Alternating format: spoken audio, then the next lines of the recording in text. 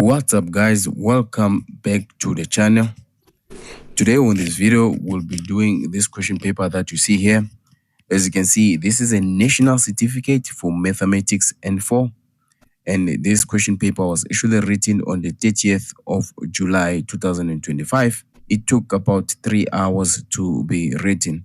So as you can see here on our right, we have a QR code guys for WhatsApp channel. You can scan this QR code because we will be sharing the question paper there on the WhatsApp channel. I'm gonna leave timestamps for each and every question so that you can watch a specific question that you like to watch if you're not willing to watch each and every question in a sequence order. Now, before we waste any time, let's go to the question. All right, guys, as you can see, here is our question 1.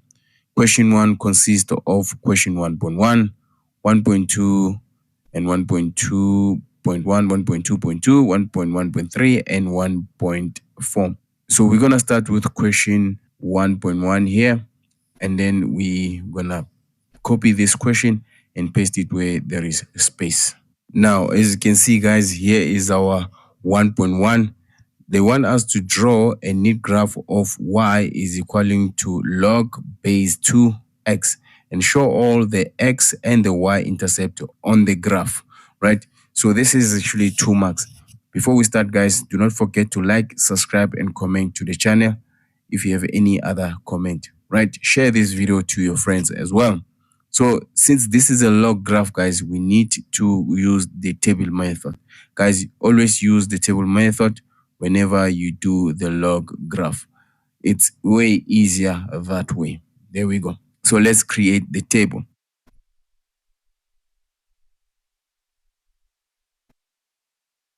All right, guys, before we insert this number, what you should know is that x cannot be less than or equaling to 0, guys, right? X cannot be less than or equaling to 0 because you're going to get an error. And when you get an error, that basically means it's going to asymptote. So when you insert your x values, I would say rather insert 0.5 first, because 0.5 it's safer. It's going to take you on the other side of y. And then you can insert 1, you can insert 2, you can insert 4, guys. So if we insert 0.5, if x is 0.5 on our equation there, this is going to give us -1. If x is 1, this is going to give us 0. If x is 2, this is going to give us +1. And if x is 4, that is going to give us 2, right? So this is your table. So use your table, guys, to draw your graph. Let me draw the Cartesian plane.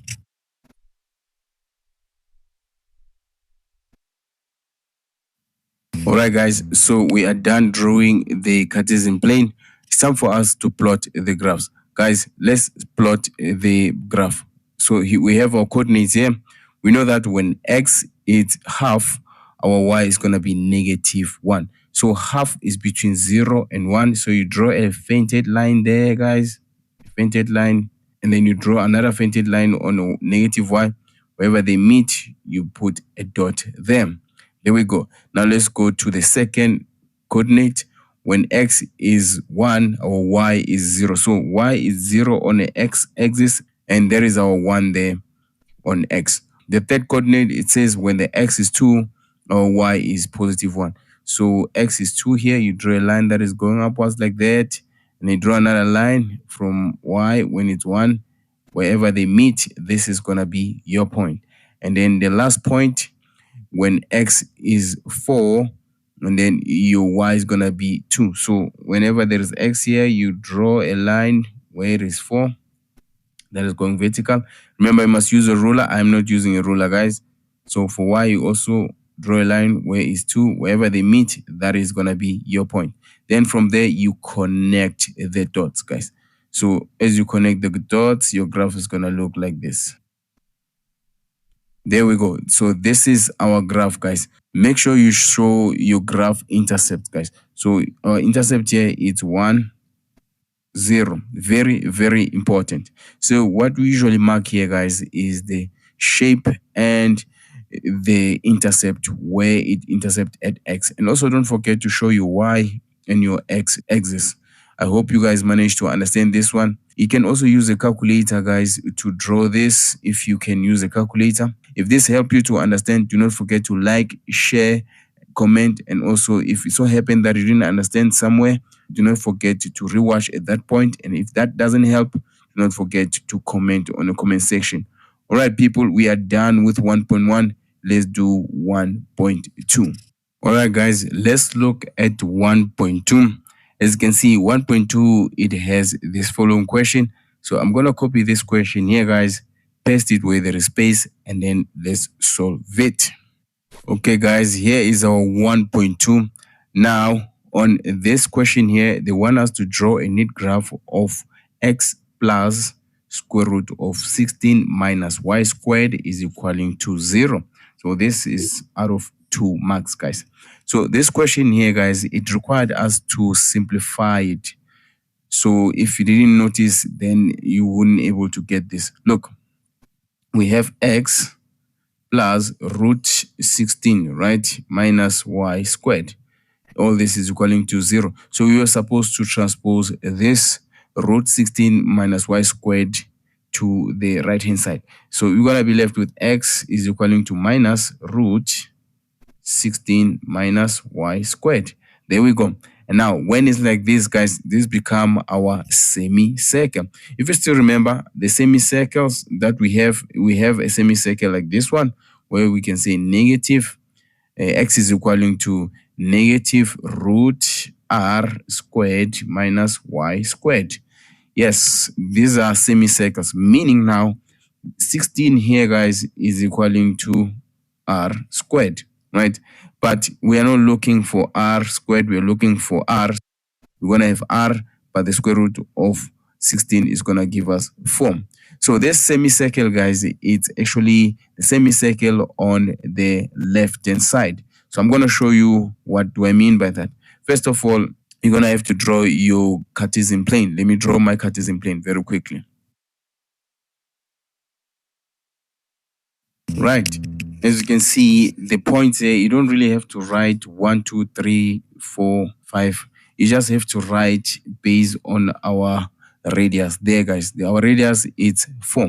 This one here, how do you know whether it's going to be a left semicircle or right semicircle or upper or lower? First of all, we look at x there. As you can see, x is the subject of the formula. So meaning when x is the subject of the formula on a semicircle, our graph is going to cut whether to the left or to the right. Now, we know that it's going to cut on x-axis. Now, the second thing that you must look at is the sign here. If the sign is negative, it means now our semicircle is going to intersect on the negative side of x-axis. If it was positive, it was going to intersect on the positive side of x-axis. So remember, our radius is 4. So the point that we're going to cut our graph here is going to be positive 4 on y-axis. And then on the x-axis, it's going to be negative 4 because remember, we have negative there, right? And then on the y-axis, it's going to be negative 4 again. You just connect the dot like this, guys. There we go. So this is our semicircle, guys. So do not forget to label these graphs, guys. Rather label it after simplifying it because this also sometimes it has marks, the labeling. So this is our graph, guys, for question 1.2. Really, it was not that difficult. I think the part where it was confusing, it was simplification part. But once you figure that part out, then the graph, it's simple. All right, people, I hope you managed to understand how to draw this one. Just in case you didn't understand, you can leave a comment on the comment section, and also you can rewatch at the point where you got lost. But if it so happened that this video helped you to understand how to draw a semicircle, especially this one that is given to us, do not forget to like, share, comment, and subscribe to the channel. You can always support our channel by hitting the super thanks button, where you can able to donate a certain amount of money. But if you can't, like a comment will be highly appreciated. We are done with 1.2, guys. Let's look at the next question. All right, guys, now that we are done with 1.2, let's look at the sub questions then. We have 1.2.1, and 1.2.2. I'm going to take both these two questions here. I'm going to post it on the empty space, and then we do them, guys, because they are very simple, and each it's 1 mark. So let's copy them and let's post them where there is space. All right, guys, here are the questions: 1.2.1, 1.2.2. Let's first look at 1.2.1, which is 1 mark there. Now, what is it that they want us to do with 1.2.1? So they are asking this following question: is the graph x plus root of 16 minus y squared is equaling to 0 a function or a relation? So the question here, it's asking the graph that we drew earlier on 1.2, is it a function or a relation? Guys, let me explain the following. I'm going to use a different color. This time I'm going to use blue. When a graph, right, cuts y or intercept with y axis twice, it's a relation. As you can see, this one that we have here, it intersects with y axis twice. So we can say this graph here, it's a relation. It's a function only when it intersects with y axis once. So when it's like that, just know it's a function. But there's another way of finding out, guys. If you don't want to use this method, you can always draw a line from x, which is part of the domain. In this case, any x value that is greater than -4 but less than 0. You can draw a vertical line here. Let's say we have -2 there, guys. Do you see? You can draw a vertical line there that is passing at -2. If it cuts our graph twice or more, just know that it's a relation. So it's another method that you can use, guys, to figure out whether it's a relation or a function. But the best way is always look at the y-intercept first. If your graph intercepts y twice, it's a relation. If it intercepts it once, it's a function. If that doesn't happen, then you use the second method where you take an x value that is within the domain of the graph and draw a vertical line. If it cut the graph once, just know it's a function. If it cuts it twice, just know it's a relation. So to answer this question here, guys, we say our graph here, it's a relation. There we go. So you get your 1 mark there. Now, 1.2.2, the question goes like this: is the graph x plus root of 16 minus y squared is equaling to 0 continuous or discontinuous? So the question is asking, is our graph continuous or discontinuous? Now, in order for you guys to know which is which between the two, let me first explain what is meant by continuous. Continuous, guys, it's when you can draw a graph without breaking a line or lifting a hand.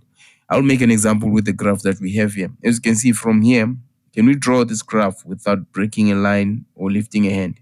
You can draw this graph without breaking a line or lifting a hand. So this graph here, we can say it's continuous. Now, a graph that is discontinuous, guys, is a graph that you cannot draw a complete graph without lifting your hand. An example, it's a hyperbola, guys, right? Let me show you. A hyperbola, it's a graph like this one here. Let's say this hyperbola of ours, it's on the second quadrant and the fourth quadrant, right? Do you see, guys, in order for us to draw this hyperbola, we have to draw this part here without lifting a hand. Do you guys see? And then the second part, we have to break the line, or you have to lift the hand to draw it. So when it's like this, guys, a graph becomes a discontinuous graph. I hope you guys managed to understand this. Really, it's not that difficult. These were 3 marks, guys. So the final answer here, we can say here, guys, the graph of ours that we have here is continuous. So write continuous there. There we go. So those are the 2 free marks that were given to you, guys. I hope you managed to get these 2 marks. Guys, if this part of the video helped you to understand, do not forget to like and share. Subscribe to the channel if you haven't subscribed to the channel. And again, guys, if you got lost somewhere, rewatch at the point where you got lost. And if that doesn't help, you can leave a comment on the comment section. Right, guys? Let's go and do the next question. All right, guys, let's look at 1.3. Now, 1.3, this is our question here. Again, I'm going to copy this question, paste it where there is space, and let's do it. All right, here is our 1.3. Now, this graph here, guys, it looks tricky. First, let's just read the question. They say draw a neat graph of x plus 4 over y is equaling to 0. Right. So if you didn't pay attention here, this question was gonna trick you. But this is actually hyperbola, guys. All you have to do here was to make 4 subject to the formula. Let me show you how. You have your x plus 4 divided by y. This is equaling to 0. If we take this 4 over y to the right hand side, we're going to be left with x here, and this is going to be negative 4 over y, right? And if you cross multiply this y here, we're going to have x multiplied by y. All this is equaling to negative 4. As you can see now, this here is our hyperbola. Remember, the general formula for hyperbola is as follows. We have x multiplied by y is equaling to c, or y is equaling to c over x. These are the two that we are familiar with. So this one here, it required us guys to simplify first. So if you pay attention to this question paper, especially question 1, it required you guys to simplify most of these graphs here. But anyway, let's draw our graph. Remember, this is our formula now. So to draw the hyperbola, guys, also is best to use the table method, right? So let's use the table method, guys. All right, guys, as you can see, here's our table. Now, what you should know, guys, is that on our table, x cannot be equaling to 0. Guys, x cannot be equaling to 0 because here, our hyperbola, our graph asymptotes here, guys, our graph asymptotes. So if inside the values of x, rather start from negative and then to positive, but there should be no 0 inside the table there for x value.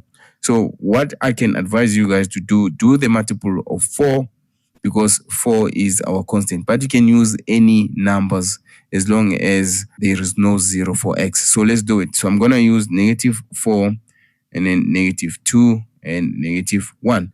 And then we're going to have 1, we're going to have 2, and we're going to have positive 4. There we go.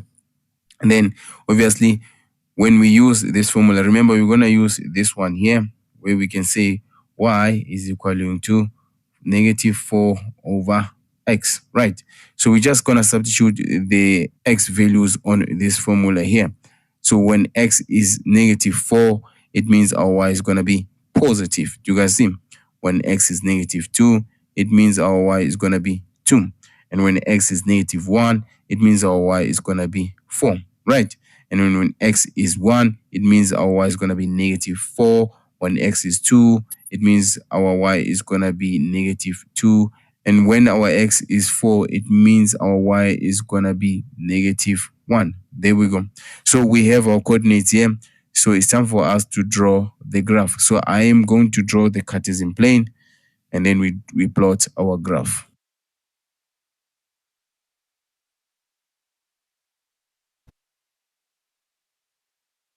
Right, guys, so here is our Cartesian plane here. So let's look at the point here.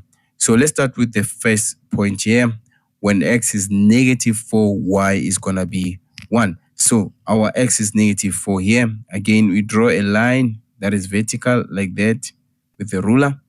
And then you come to when y is 1. And then you also draw a line that is horizontal using a ruler, obviously. Wherever these points meet, this is going to be your point, right? Let me erase this before it confuses us here, right? And then we look at this point here, guys, right? When x is negative 2, y is positive 2. So we're going to draw a line going upwards. And then for y, we're going to draw a line that is horizontal going to the left, remember, from 2. And then wherever they meet, this is going to be our point. And then the point here when x is negative 1, when y is 4. So if x is negative 1, we're going to draw a line that is vertical going upwards on negative 1. And then for 4, horizontal line that is going to the left. So here is our point here. As you can see, this is going to be our graph. Let's plot this side of the graph there. There we go. So our graph is gonna look like that. Now it's time for us to look at the fourth quadrant.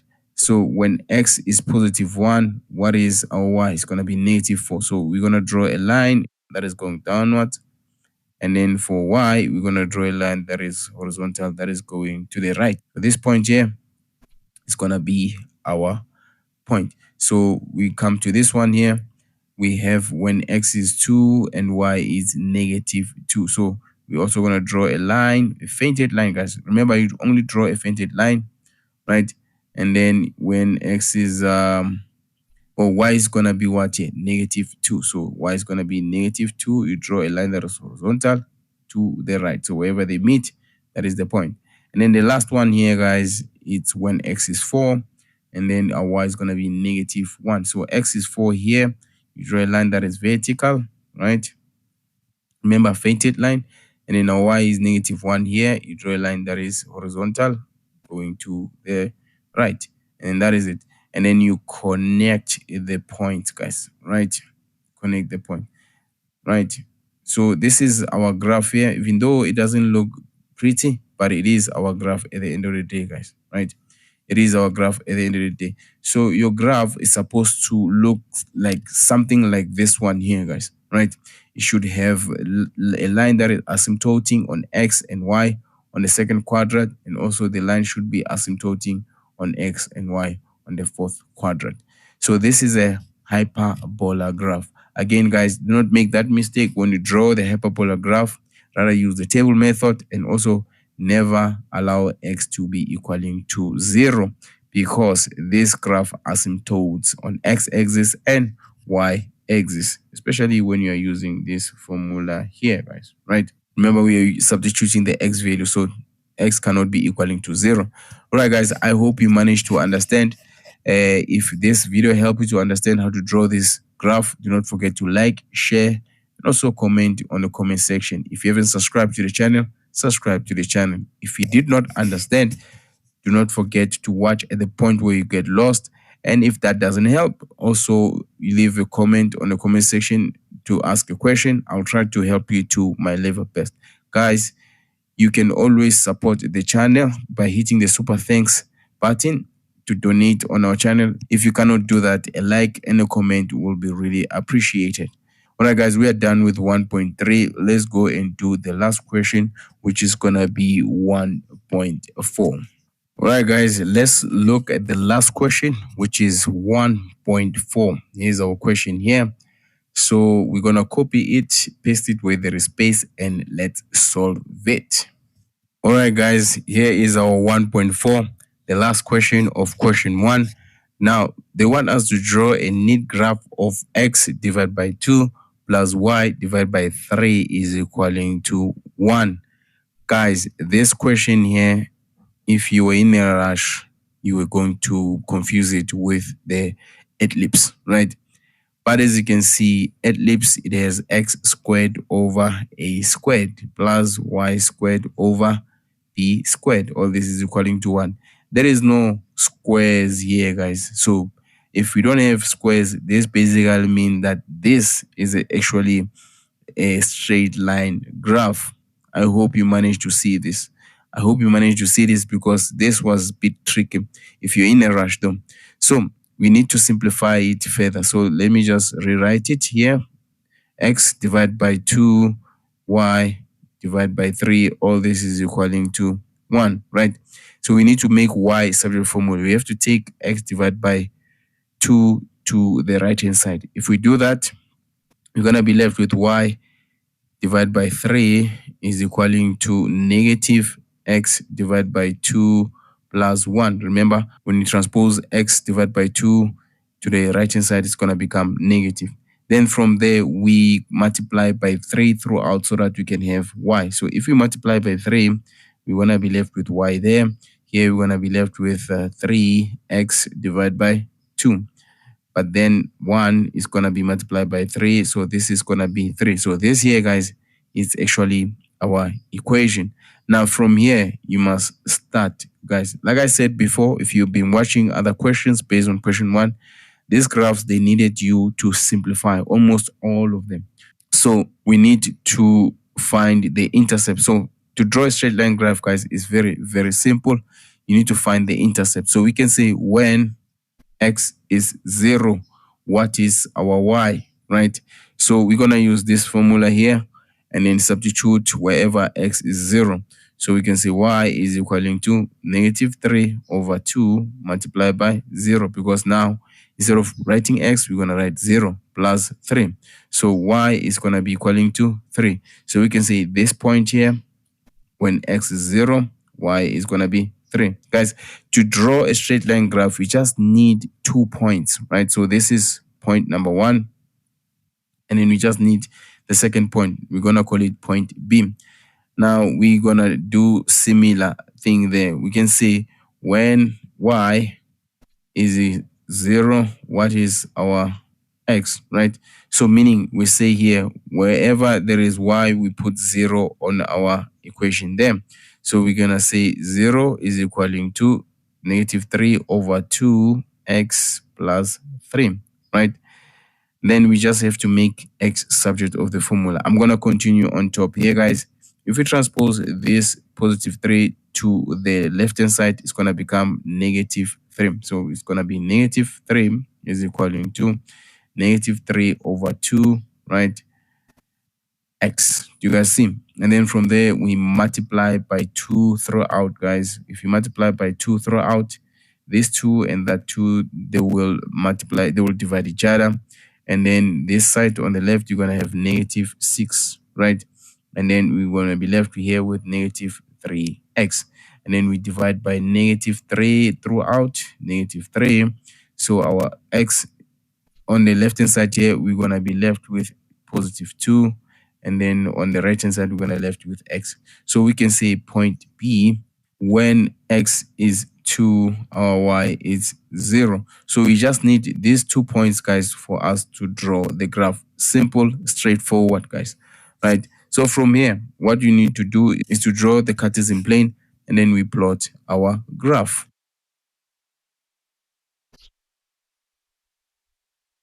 Alright, guys, here is our Cartesian plane. Now it's time for us to plot these points here. Let's start with point A. When x is 0, our y is 3. So point A is this one here, guys. When x is 0, our y is 3. So you can write when x is 0, y is 3. There we go. And then point B, it says when our x is 2, our y is 0. So this is the point here, guys. You can write it here. When y is 2, x is 0. So from there, you just connect the dots, guys. So let me connect these dots. There we go. So here is our graph there. So this graph here, we can name it y is equaling to -3 over 2x plus 3. So this is our straight line graph, guys.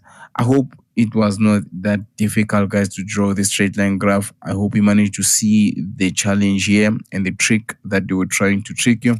So we are done with question 1, guys. If this part of the video helped you to understand how to draw the straight line graph, especially the one that is given to us, do not forget to like, share, comment, and subscribe to the channel. If you haven't subscribed to the channel, right?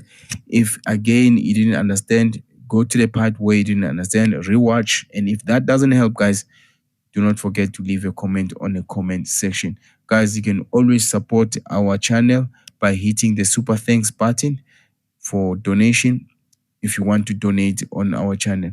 But a like and a comment will be highly, highly appreciated, guys. All right, I hope you managed to get all these questions. So we will be doing question 2. All right, here is our question 2, guys. Now, question 2, it's a combination of determinants and complex numbers. So we're going to start with question 2.1. As you can see, question 2 has 4 questions. So we're going to start with 2.1 here. And then we're going to copy this question and then we paste it where there is space and then we solve it. All right, we just copied 2.1. Now we are given the matrices here, which is a 3 by 3 matrix. And then we have the statement underneath there. Let's read the statement and let's see if we can able to solve this. The statement goes like this. prove using the method of determinant that expanding along the first row and the first column, the answer is 72. So the question here is to prove. So they want us to prove using the first row and the first column that our answer here of this matrix determinant is going to be 72. So I'm going to start with the first row and then we do the first column. So I have to copy this matrix again. So the first column, we have 2, we have 3, we have 6. There we go. And then we have 4, we have 1 and 1. And the last one, we have 6, we have 5, we have 2. Right. So this time around, guys, what they did here is they chose for you which column to use, which row to use. So we start with the first row. There we go. So this first row here, they want us to use it as our minor to calculate the determinant. Now, before we do that, though, we need to write the cofactor signs, which are alternating. Remember the cofactor signs, guys, they are alternating. The first one, it's positive. Then from there, you alternate negative, positive, negative, positive. So we're going to have negative, we have positive. We have negative, we have positive, we have negative. And then we have positive, we have negative, we have positive. Right. I hope you know these cofactor signs. There we go. When we calculate the determinant, guys, on the 3 by 3 matrix, we need to use the minor and the cofactor sign. So the cofactor, the formula for cofactor, guys, let me write here. Cofactor, it's actually the following. It's minor multiplied by the sign. Then that's your cofactor, right? So let's do it. So when the minor, let's start here. Remember when we use this as minus, so our minor here is going to be 2, right? So we're going to cancel the column where 2 is, and then we're going to cancel the row where 2 is. There we go. So from here, guys, we can write when the minor, it's 2. There we go. Let's do it. So the determinant is as follow. When the minor is 2, right, we must calculate the determinant. So the simplest way of doing this, guys, is to cancel as I've shown you there. Now, you look at, first of all, you look at your minor, which is 2 there, and you look at the sign there. So we're going to write positive 2. So our minor here is 2. So what is it that we are left with here? We are left with 1, 5, 1, 2. There we go. And then we say plus. Do you guys see? Now, this time around, when the minor is 4, remember we are moving on the first row. So we're going to move this and cancel the row where 4 is and the column where 4 is. So let's do it. Let's look at the sign. We have negative. Remember this sign here, it correlates with our 4 there. So it's going to be negative 4. So when we write it, we're going to write it as negative 4, right? And then we write the matrix there, which is going to be 3, right? 5, 6, and 2. There we go. I hope you guys can see. Now we move to another. When the minor is 6, minor is 6. There we go. Say plus there. Now let's look at the minor when it's 6. So we have to cancel the row and the column where 6 is. Here we go, guys. But let's look at the sign. The sign here that correlates with 6 is positive, and our 6 is also positive. So we're just gonna write 6 here, right? And then we'll be left with what the matrix. We're gonna be left with 3, 1, 6, 1. Then there we go. So that is our matrix there, guys. I hope you can see that. Now I'm gonna create a little bit of space here so that we can able to solve this problem here. Right. So from here, guys, you calculate the determinant, guys. You calculate the determinant for each and every minor. So let's do it. So the determinant for minor 2, we know that this is going to be 2. And then inside the bracket there, we multiply this entry and that entry. The first entry and the last entry, which is going to be 1 multiplied by 2, right? And then subtract. And then we multiply the second entry and the third entry, right? And then that is going to be 5 multiplied by 1. Then we close the close bracket. Right, so we go to the minor when it's 4. So we multiply by negative there, we're going to have negative 4. And we have the open brackets there. And then inside there, we're going to multiply 3 and 2 first, right? So it's going to be 3 multiplied by 2 and then minus. Always, guys, you minus the product of the second entry and the third entry, right? So 5 multiplied by 6, right? That's going to be 5 multiplied by 6. There we go. And then we close the bracket there. And then we do the last one where the minor is 6, guys. And then we do the similar thing. Remember, 6 is positive. We multiply by 3 and 1 there. So it's going to be 3 multiplied by 1, then minus. Then we have 6 multiplied by 1, or 1 multiplied by 6. It really doesn't matter which one you start with. 1 multiplied by 6. And then we close the bracket. And then we put all this in our calculator. If you put this on our calculator, the first one here, guys, is going to give us negative 6. There we go. The second one is going to give us plus 96. And then the third one is going to give us negative 18. When you add them together there, guys, this is going to give us 72. So we can say this is correct, guys. Remember, we need to prove that when we use the first row to calculate the determinant, we need to find 72. Now, let me just zoom down to show you guys. Here is our answer there. Let me use red. Here is our answer there. There we go. So, meaning this is correct. Guys, the question was out of 8 marks. So, this is the first 4 marks that you need to get. Now, let's do when you use the first column as minus.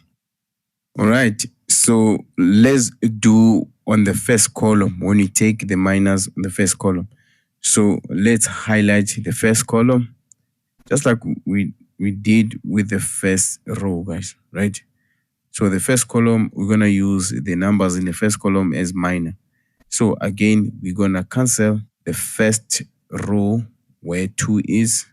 And also we're going to cancel the column where 2 is. Now let's calculate our determinant. We're going to use the very similar method that we use when we calculate the determinant on the first row. So D is going to be equaling 2. Now remember, this time the minor is 2 as well for the first one. Now again, we look at the sign here for 2. We look at the sign, the cofactor signs. We can see that 2 is positive, so this is going to be positive. But what is it that we left with there? The matrix that we're going to be left with is going to be 1, 5, 1, 2. There we go. Then we are done. Then we move to another one. When the minor is 3. Remember, this time around, we are moving with the column. Let's go. So we cancel a row and a column where 3 is.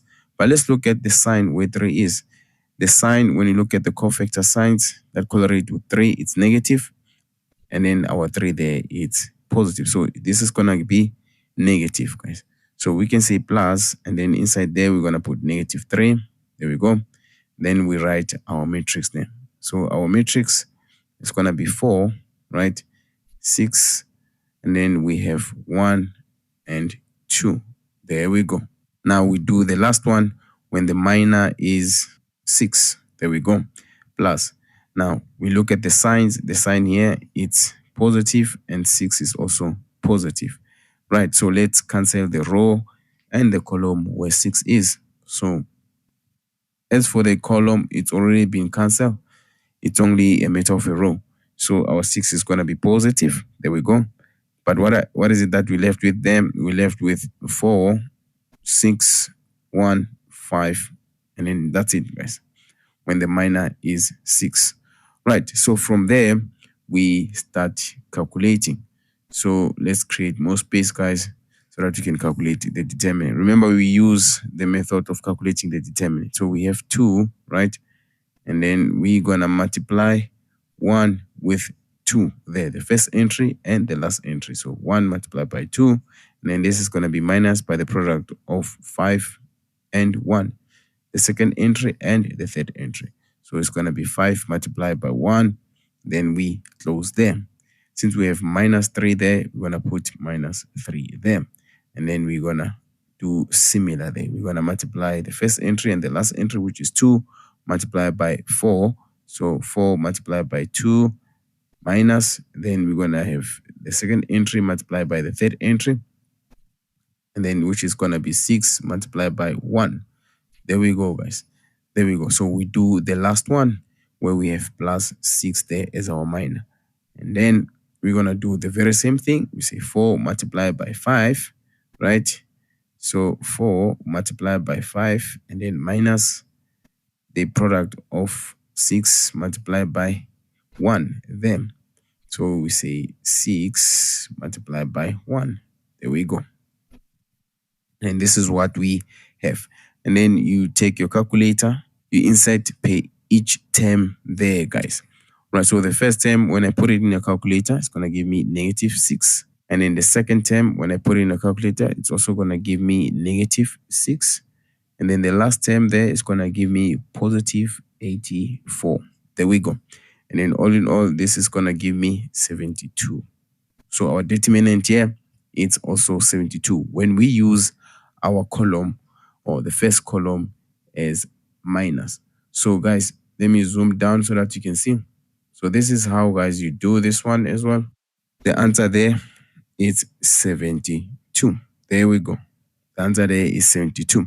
So it proves that if you use the first column and the first row, you'll get 72. So this was just an instruction from the examiner to see if you can actually use any row or any column to calculate the determinant. All right, I hope you guys managed to understand this question. Really, it was not that difficult. As long as you know how to calculate the determinant on the third order, then it's way too simple, guys. Right? But if it so happened that you didn't understand, you can go to the point where you did not understand, rewatch it. If that doesn't help you, you can ask on the comment section. But this part of the video, if it helped you and to understand, guys, do not forget to like, share, and comment on the comment section. If you haven't subscribed, subscribe to the channel. Again, my good people, I'm going to leave a playlist of determinant on the top right of this video here. Go and watch it just in case you don't understand some of the things that I did here. There are videos that explains all the things that we did here. Go and watch that playlist. All right, people, we are done with 2.1. Let's do 2.2. Let's look at 2.2. As you can see, here is our 2.2 here, guys. I'm going to copy it and then paste it where there is space. And then let's solve it. All right, guys, here is our 2.2. Now, let's read the question and let's solve it. So this here is our complex number. They want us to express it in a polar form, and also we must represent it in an Argand diagram. All right, guys. So first of all, let me just rewrite it here. Let me just rewrite it. We have z is equaling to -2 minus 3i. Right. Now here, guys, we need to calculate the argument and the modulus. So we're going to start by calculating the modulus. Guys, when you calculate the modulus, here's what you need to know. First, you must understand that -2 is a real number, so it represents x. And then -3i is an imaginary number, so it represents y. So we can use Pythagoras theorem to calculate our modulus. In this case, to be honest with you guys, is like our modulus is the radius. We just substitute the radius with the modulus. Modulus squared is the same as x squared plus y squared. Now you square root both sides here. And then you're going to have modulus, right? And then you're going to be having your x squared. But instead of writing x squared here, we're going to write -2 squared. You guys see? Plus. And then we're going to have y squared. Instead of writing y squared, we're going to write -3 squared. You put this on your calculator. This is going to give you √13. There we go. Now, this is your modulus, guys, right? Now, it's time for us to calculate the argument. Now, when you calculate the argument, guys, the best thing that you must use here, or the best trigonometric ratio, is tan theta, right? You can use any trigonometric ratio, but tan theta is best because you will be using the values that are given to you. If you use other trigonometric ratios like sine and cos, you have to use the one that you calculated here. And if you made a mistake there, you're gonna lose marks for this one. So we all know that tan is opposite over adjacent. Our opposite is y, and then our adjacent is x. So because this is happening on the third quadrant, we need to calculate the reference angle first. The reference angle, right? Instead of inserting negatives, you don't insert these negative values, guys, when you calculate for the reference angle. So you're gonna write tan theta, right?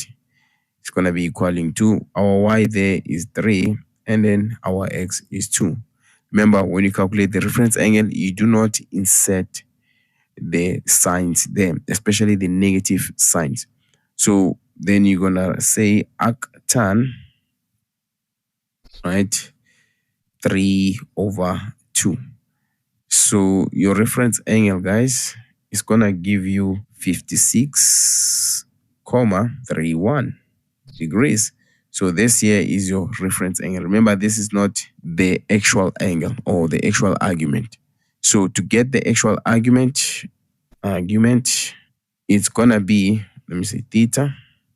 So like I said, this is happening on the third quadrant. This is the third quadrant because on the third quadrant, let me show you guys what we have here. All right, guys, on the third quadrant, as you can see, our x is minus and our y is also minus. As you can see here, we have -2 and -3. So how do we represent the third quadrant, by the way, guys? The third quadrant, this is how we represent it. It's 180 plus theta. So theta is our reference angle. Do not forget the one that we calculated here. So in order for us to get our actual argument, we must use that formula there. So it's gonna be 180 plus 56,31 degrees. And then our final answer, let me just create a little bit of space here. Our final answer here is gonna give us 236,31 degrees. So this here, guys, is our final answer. Let me highlight with the red pen.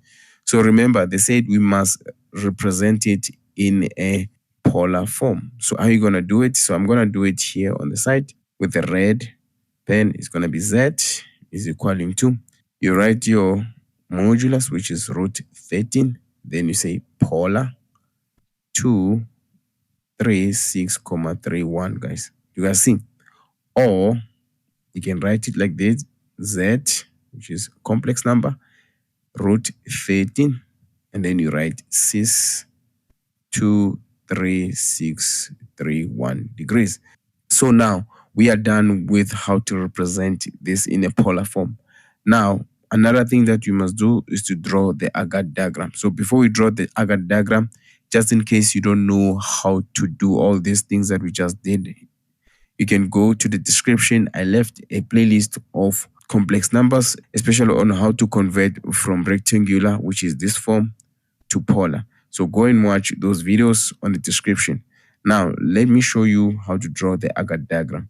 Now, remember, we are moving from 0, right? So you're going to show there, and we stop here at the third quadrant, right? So this angle here, the whole of this angle, we say it's what? 236,31.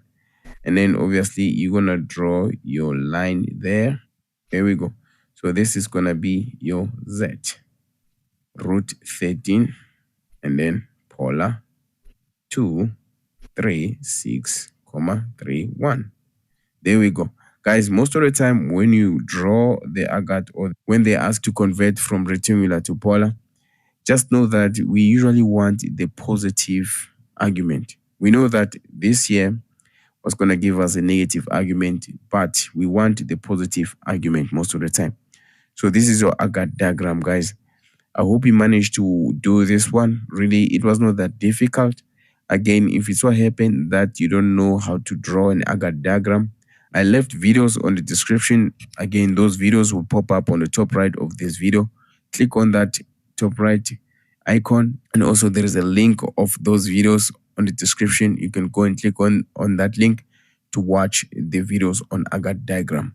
All right, people, if this video helped you to understand, do not forget to like, share, comment, and subscribe to the channel if you haven't subscribed to the channel. If you didn't understand, you can always rewatch from the point where you did not understand. Guys, you can support our channel by hitting the super thanks button. But if you can't do that, you can always like and subscribe to the channel. That will be highly appreciated. Guys, we are done with 2.2. Let's go and do 2.3. All right, guys, let's look at 2.3. Here's our 2.3 here, guys. So we're going to copy it as well, paste it where there is space, and let's solve it. All right, my good people, here's 2.3. Let's read the statement and let's solve the problem. So the statement goes like this. They say simplify 3 plus 2i all over 4 minus 3i using complex numbers. So they want us to simplify these complex numbers that you see here. So I'm going to rewrite them again. As you can see, we have 3 plus 2i. All this is divided by 4 minus 3i. Right. So these complex numbers, guys, are dividing and also are in rectangular form. So when the complex numbers are dividing in a rectangular form, you need to multiply by the conjugate of the denominator. Now, when you multiply by the conjugate of the denominator, you must multiply both the numerator and the denominator with the conjugate of the denominator, this one here, right? So the conjugate is going to be 4 plus 3i divided by 4 plus 3i. There we go. So this on its own is also 1. Guys, the conjugate of the complex numbers in a rectangular form, you just change the sign of the imaginary number. As you can see, it was minus 3, but this time it's positive 3. And then you leave the real number as it is. Right, so let's do some FOIL. When you look at the numerator, we're going to have 3 multiplied by 4. That is going to give us 12, right? And then we have 3 multiplied by 3i. That is going to give us 9i. There we go. And then we multiply 2i with 4. It's going to give us plus 8i. There we go. And then we multiply 2i plus 3i. That is going to give us plus 6i squared. And then we divide there, guys, right? On the denominator, we're going to multiply 4 with 4. That is going to give us 16. We're going to multiply 4 with positive 3i. That is going to give us plus 12i. And then we multiply negative 3i with 4. That is going to give us minus 12i. And then we multiply negative 3i with positive 3i minus 9i squared. There we go. And then from there, we look for like terms, guys. Let's look at the numerator. We have 9i and 8i. You guys see? On the denominator, we have positive 12i and we have negative 12i.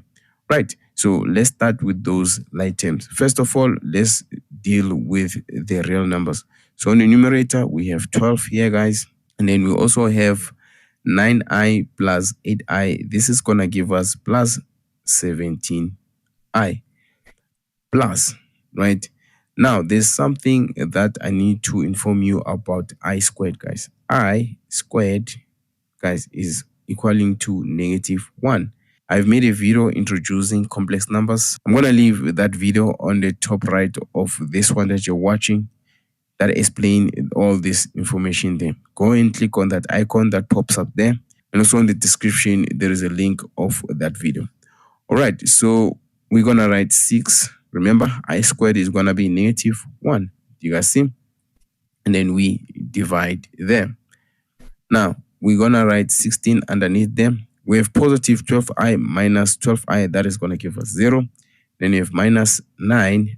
And then remember, I squared is equal to negative 1. Right, let's continue here on top. So on the numerator there, we're going to have the following, guys. Let me just highlight. We have 12, right? Now this 6 becomes negative. So 12 minus 6, that's going to give us positive 6. There we go, right? And then plus 17i. And then we divide there. And then on the denominator, we have 6, right, which is a real number. And then we have negative 9 multiplied by negative 1. That is going to give us positive 9. So 9 plus 16, this is going to give us 25. So your final answer here, guys, you can say 6 divided by 25 plus 17i divided by 25. Guys, that is your final answer. They just wanted you to simplify these complex numbers. They never specify, leave it in a polar form or rectangular form. So when it's like this, just leave it in a rectangular form. Guys, I hope you managed to understand this. Again, if you didn't understand, you can go to the point where you got lost, rewatch from that point, and make sure that you understand. If you don't understand, you can always ask a question on the comment section, and I'll try to answer you. Again, guys, I'm gonna leave the playlist of videos on the icon on the top right of this video about division of complex numbers. Go and watch there, guys. On the description, there will be a link of those videos. All right, my good people, if you want to support this channel, you can hit the super thanks button. But if you can't do that, you can always like and subscribe to the channel. Don't forget to share this to your friends. All right, we are done with this question 2.3. Let's go and do the last question, which is 2.4 of question 2. Let's look at 2.4. As you can see, here is our 2.4, and 2.4 is the last question on question 2. So I'm going to cut this question, paste it where there is space, and then we solve it. All right, here is our 2.4, guys.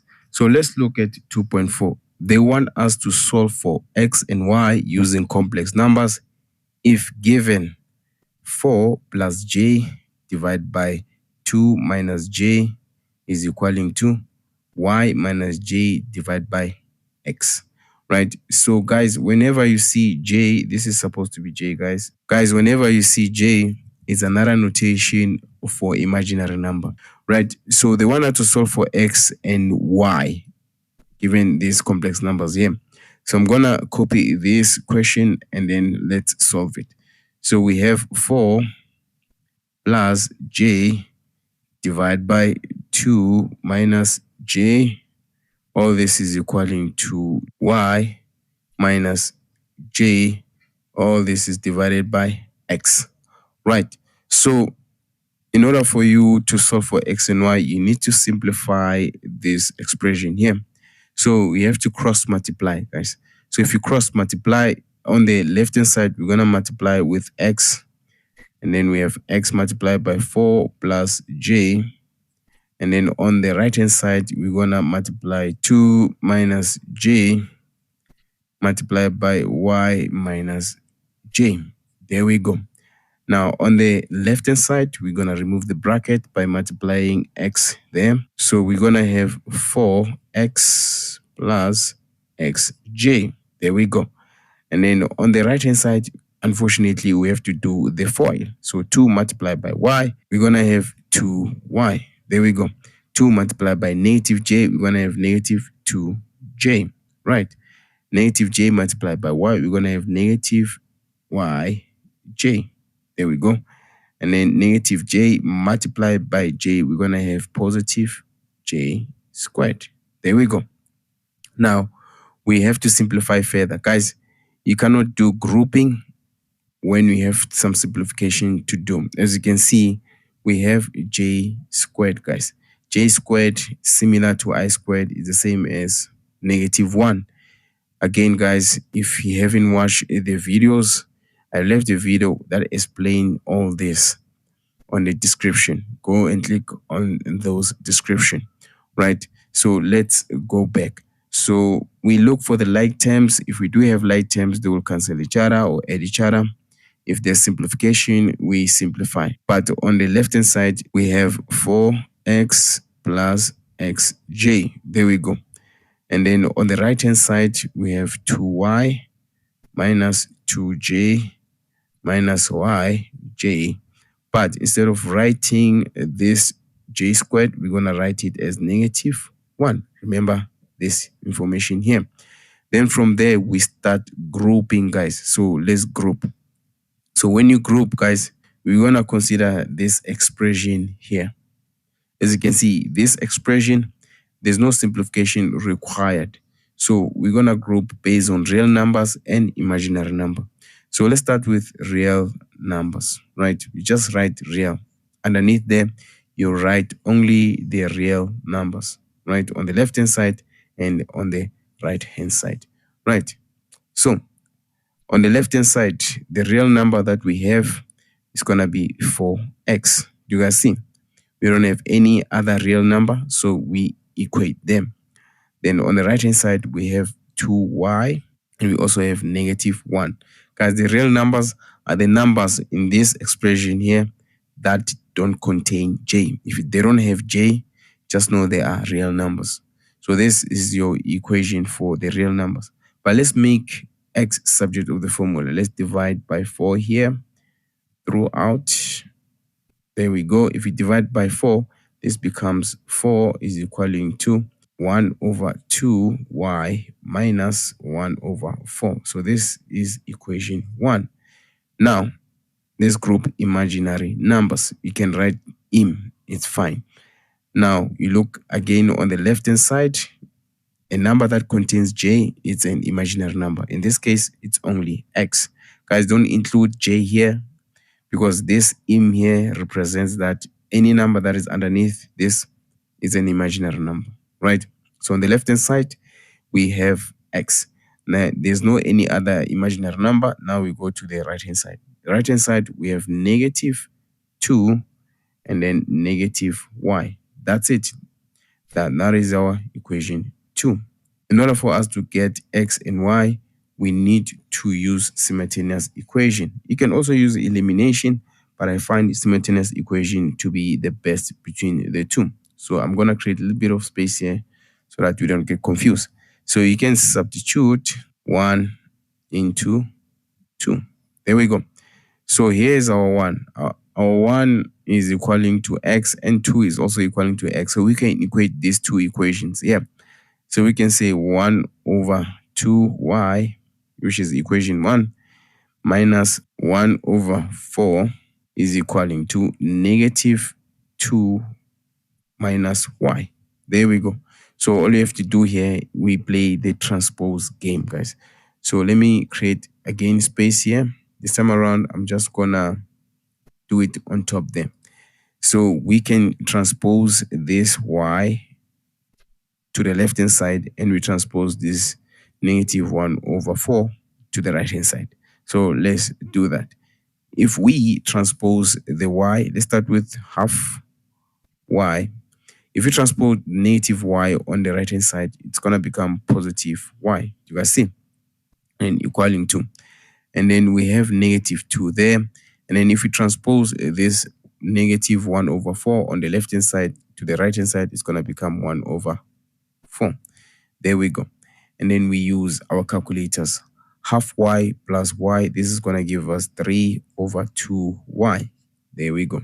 -2 plus 1 over 4, this is going to give us -7 over 4. There we go. And then from there, guys, we just divide by 1/2. We divide by 3 over 2 throughout, 3 over 2. This 3 over 2, they're going to give you 1. You're left with y here. And this one is going to give you -7 over 6. So our y here, it's -7 over 6. So in order for us to find x, we can substitute y into one of the equations. So I rather choose the second equation into 2. This one here, it's easier, guys, to follow. Rather substitute my y here. Right. So let's do it. Let me change the color very quickly. So we know that x is equaling to -2 minus, wherever there is y, we're going to put -7 over 6. And then our final answer, let me just create a little bit of space here, guys. Our final answer, x is going to be -5 over 6. There we go, guys. Here are our answers. We have y there and we have x there. So this is how you're supposed to calculate your x and y. Guys, again here on this part of the chapter, I've done a video explaining how to solve for x and y. I'm gonna leave the link of those videos in the description, and also that playlist is gonna pop up on the top right of this video that you see here, guys. Go and watch those videos in that playlist to understand better on how to solve for x and y simultaneously in a complex numbers. I assume you guys managed to get this. If you did not get this one, please go back to the point where you got lost, rewatch it, and if that doesn't help, you can leave a comment in the comment section. Again, guys, if this helped you to understand, don't forget to like, share, comment, and subscribe to the channel if you haven't subscribed. You can always support our channel by hitting the super thanks button. If you can't do that, guys, a like, a subscribe, and a comment will be highly appreciated. All right, guys, we are done with 2.4, and also we are done with question 2 as a whole. So we'll be doing question 3. Here is our question 3. It consists of 4 questions, which is question 3.1, 3.2, 3.3, and 3.4. So we're going to start with this one here, which is 3.1. We're going to copy this question. We're going to paste it where there is space, and then we're going to solve it. So let's solve 3.1. All right, guys, let's look at 3.1 and let's read the question in order for us to solve this. So the question goes like this: determine the value of x if 3 sine squared x plus 2 sine x multiplied by cos x is equaling to 4 cos x plus 6 sine x. So you're also given the domain here where x supposed to be between 0 and 360 degrees. So basically here, guys, we are solving for x. So I'm going to rewrite this question so that you can able to solve for x. 3 sine squared x plus 2 sine x multiplied by cos x. All this is equaling to 4 cos x plus 6 sine x. Now, they say our x must be between 0 degrees to 360 degrees. So this here, guys, is our domain. Now, guys, in order for you to solve this question here, you need to do some grouping. There are many ways of solving this question, but the best way that I can solve it is to do some grouping. So what I'm going to do here, I'm going to group the trigonometric ratios that has cos together and the ones that has sines together. So what I'm going to do, I'm going to take this 2 sine x cos x to the right hand side, and then I'm going to take this 6 sine x to the left hand side. So let's do it. Right, so we're going to have 3 sine squared x minus 6 sine x. So I took the 6 sine x to the left hand side, and then we say equaling to 4 cos x, and then we're going to have minus 2 sine x multiplied by cos x. There we go. Then from here we take out the common factor from this one. So if you take out the common factor here, guys, it's 3 and sine x. There we go. So if you take out 3 and sine x, you'll be left here with sine x minus 2. There we go. And then we move to the other one. Here we're also going to take out the common factor. We're going to take out first 2 and then cos as well, cos x. Now if you take out this one here, we're going to be left with 2 minus sine x. There we go. As you can see, let's look at our brackets there. These brackets, they both contain 2 and sine, but one of the bracket, the 2, it's negative, and on the other one, the sine is negative. So you need to manipulate one of the 2 there. Let's write the one on the left as it is. We have 3 sine x minus 2 inside the bracket. And if we multiply by negative on the right hand side, when I have negative 2 cos x, right? And then what you have inside the bracket, sine is going to be positive, and then 2 is going to be negative. There we go. Now, as you can see, we have sine x minus 2 and sine x minus 2 on both sides. So we can divide by sine x minus 2 both sides. So we divide by sine x minus 2 both sides, sine x minus 2. As you can see, this sine x and that sine x and that sine x and that sine x, they're gonna give you 1. So let's create a space a bit, guys, so that we can solve this. Right, on the left hand side, we'll be left with 3 sine x. On the right hand side, we're gonna be left with negative 2 cos x. There we go. And then from here, guys, we can divide by sine x throughout, or cos x. Let's divide by cos x throughout, guys. So if we divide by cos x throughout there, so we're gonna be having 3. What is sine x over cos? This is the same as tan. We call this the quotient identity. So please do not forget that one. So we can write 3 tan there, guys. Let's write 3 tan x. There we go. And then here we're going to be left with, remember, cos divided by cos, we're going to be left with negative 2. We can also divide by 3 both sides. So if we divide by 3 both sides, we have tan x is equaling to negative 2 over 3, because that 3 and that 3, they're going to give us 1 multiplied by tan. So on the left hand side, we're left with tan. On the right hand side, we're going to be left with negative 2 over 3. Now that we have this, we can able now to calculate our x. So let's look at the answer there. As you can see, tan, it's negative 2 over 3. Guys, this means that our x is going to be at the quadrant where tan is negative. So if you still remember the cast diagram, that tan, it's negative on the 4th quadrant and the 2nd quadrant. On the 3rd and the 1st, tan is positive. So first of all, we need to find the reference angle, right? Reference x. So if you find the reference angle, guys, we do not include the negative part of that 2 there, right? So what you're going to do, guys, we're going to do the following. You're going to say x is equaling to arc tan. So instead of writing the negative, remember, we are looking for the reference. The negative, you're not going to include it. So it's going to be 2 over 3. So this here, the reference angle is going to give us what here? This is going to give us 33.7 degrees. This here, guys, is a reference angle, right? Reference x.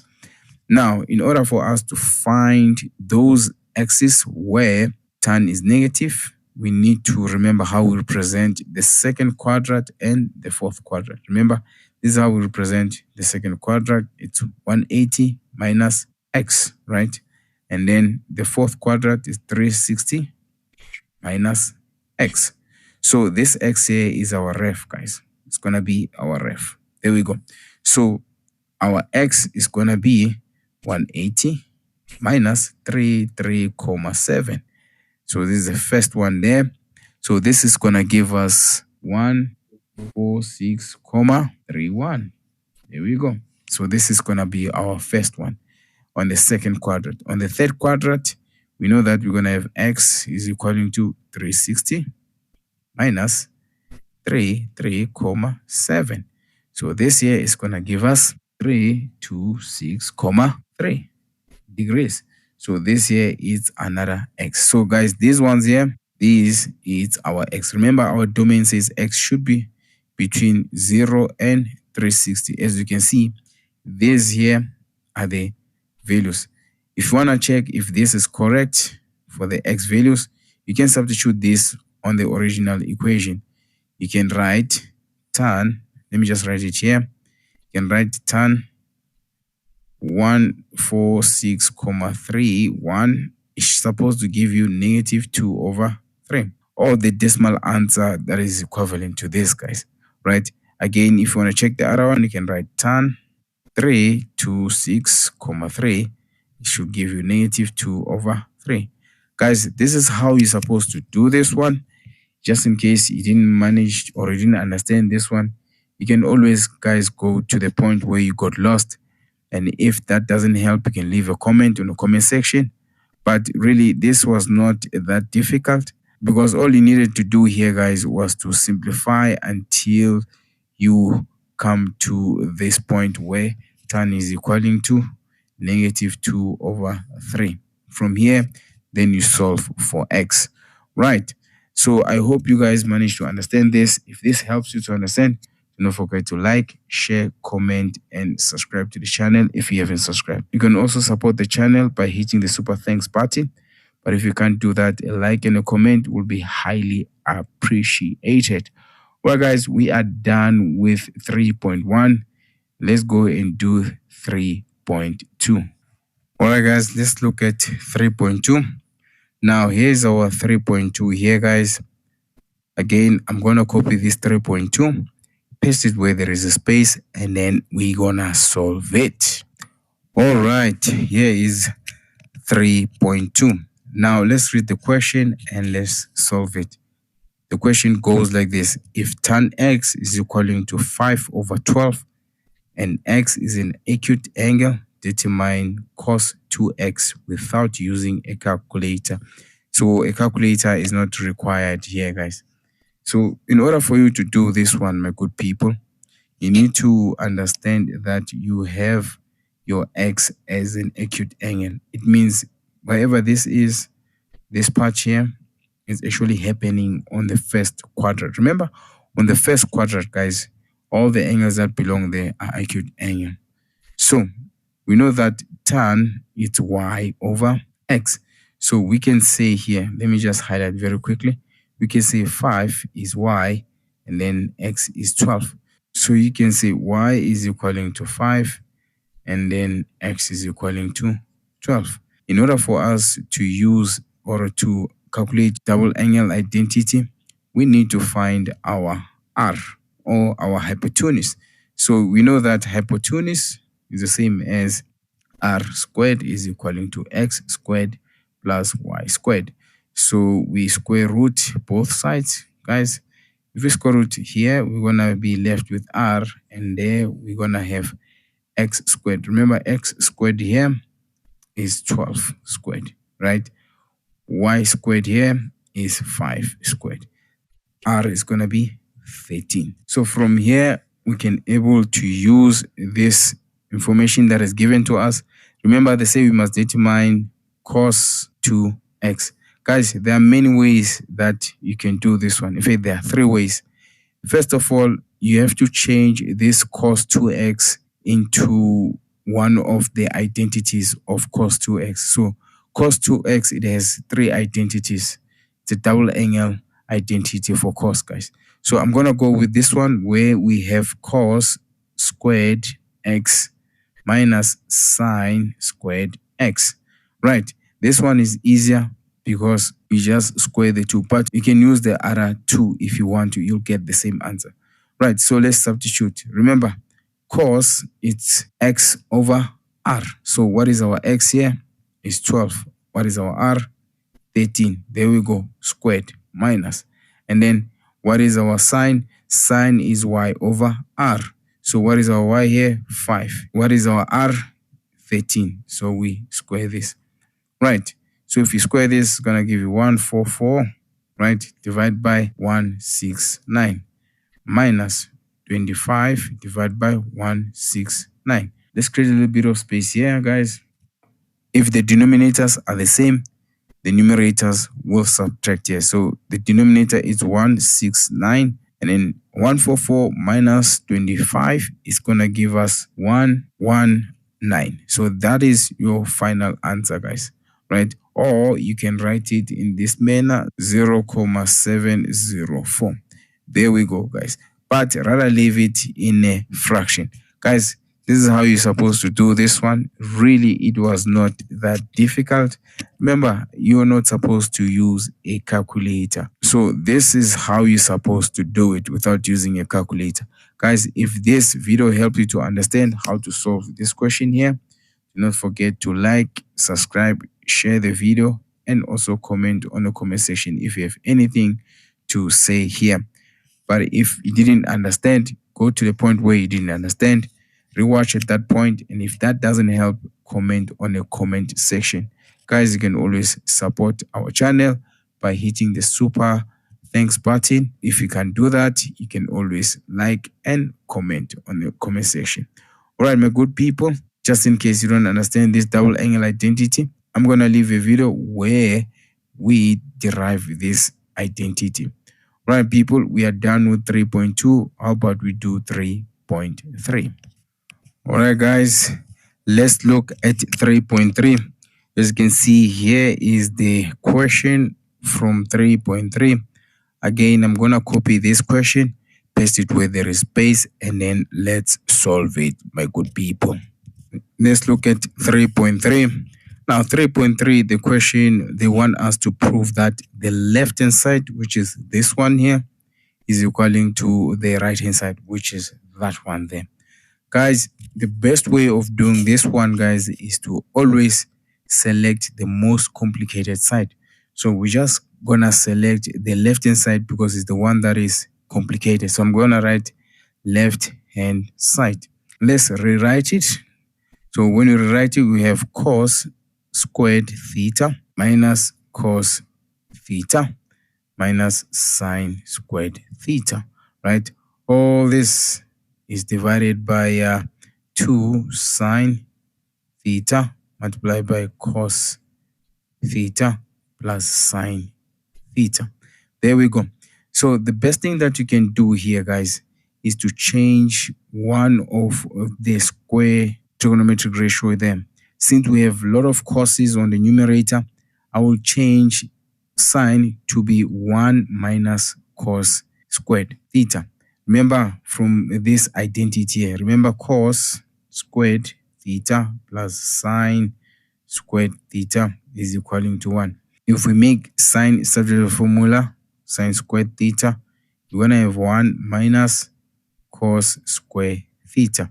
So instead of writing this sine squared theta, we're going to write 1 minus cos squared theta. So let's continue. Right. So on the numerator on top there, we're just going to continue write cos squared theta minus cos theta minus, instead of writing sine squared theta, we're going to write 1 minus cos squared theta. Right. On the denominator there, guys, we take out the common factor. As you can see, we have 2 terms there. So the common factor there, it's sine. If you can see, guys, if we take out sine theta, we'll be left with 2 cos theta plus 1. There we go. And then we continue further, guys. Let's just continue here. Now, if we continue, we have to remove the brackets. So we're going to write cos squared theta on the numerator minus cos theta. If we multiply by negative to remove the bracket, we will be left with negative 1 plus cos squared theta. Right. Divide by. Still, guys, we still have our sine theta on the denominator multiplied by 2 cos theta plus 1. We still have that on the denominator. So I'm going to continue on top here, guys, so that we save space. Right, let me continue here. If you continue there, let's look at the numerator. Let's look at the like terms here. We have cos squared theta and another cos squared theta. So they're going to add each other. They're going to give you 2 cos squared theta. Do you guys see? Minus cos theta minus 1. Do you guys see? There we go. And then we divide them. On the denominator, nothing changes, guys. We still have sine theta multiplied by 2 cos theta plus 1. There we go. But if you can look at the numerator there, guys, we have the trinomial. It means we can factorize the numerator. Now, if we have 2 brackets on the numerator, we have 2 cos theta and cos theta. Guys, 2 cos theta multiplied by cos theta, they're going to give you 2 cos squared theta, right? So those are the factors of 2 cos squared theta. Then the factors of negative 1, it's supposed to be negative 1 and positive 1. So first we're going to write 1 and 1 there. But since we have negative in the middle there, it means this one there is going to be negative and that one is going to be positive. Right, so this is how you factorize, my good people. So we divide them. So as we divide, we still have sine theta multiplied by 2 cos theta plus 1. Guys, if you can look at your denominator and the numerator, we have on the denominator 2 cos theta plus 1 and another 2 cos theta plus 1 there. So what are we left with there? We are left with, let's check the numerator, guys. Change the color. The numerator, we are left with cos theta minus 1. And then both of these, they're divided by sine theta, right? Right. Now you can separate this. Let me just separate them very quickly. You can write it like this: cos theta divided by sine theta minus 1 over sine. There we go. So let's create a little bit of space here, guys. Let's create a space. What is cos over sine? Remember, cos over sine, guys, it's cot theta. Well, 1 over sine, let's just leave it for now. 1 over sine, let's leave it for now. Remember, we try to make the left-hand side to be equaling to the right-hand side. If you go back there, for 1 over sine, we already proved it. Negative 1 over sine. It's time for us to prove 1 over tan. But it's already proven, guys. What is cot, by the way? Cot, if you still remember the reciprocal or the inverses, cot is 1 over tan. There we go. So we can rewrite this as 1 over tan theta minus 1 over sine theta. You can say, therefore, left-hand side is equaling to right-hand side. Right, let's look at our question there. Let me zoom down, guys. But I think you can able to see that. Zoom down again. There we go. There we go, guys. There we go. Let me highlight it there. There we go, guys. Let me highlight it there. You guys see this here, which is our right-hand side. It's 1 over tan theta minus 1 over sine theta. It's the same as our answer there, 1 over tan theta minus 1 over sine theta, which is left-hand side is equaling to right-hand side. Right, people? So this is how you're supposed to do this one. I hope you manage to understand how I've done this one.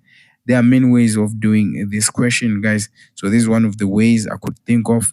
But make sure when you solve this type of a problem, you try to deal with identities when you see identities. So guys, if this video helped you to understand how to solve such a problem, do not forget to like, share, comment, and subscribe to the channel if you haven't subscribed to the channel. But if you got confused somewhere, you can always watch at the point where you got lost. And then if that doesn't help, you can leave a comment on the comment section and I'll try to help you to my level best. Guys, you can always donate on our channel by hitting super thanks button. But if you can't do that, a like and a comment will be highly appreciated. Guys, we are done with 3.3. How about you go and do 3.4? Right, guys, we are done with 3.3. Let's look at 3.4, which is the last question of this question 3. So we're going to copy it, paste it where there is space, and we solve it. All right, my good people, let's look at 3.4. Now, 3.4, they want us to derive a formula for 1 over sec 2 theta in terms of sine only. Right, so this question here, guys, the only trick that they have here is 1 over sec. Remember, 1 over sec, guys, cos, right? Made videos on these inverses. I'm going to leave the link on the description, and also the link is going to pop up on the top right of this video that you're watching here. Let's rewrite the question and then let's solve it. So first of all, 1 over sec 2 theta, we know that this is equaling to cos 2 theta, right? So you can continue here and rewrite this in this manner. You can say cos theta, right, plus theta, right? So cos theta plus theta. Now this becomes your compound identity. So when you do the compound identity, remember for cos, it's going to be cos theta multiplied by cos theta.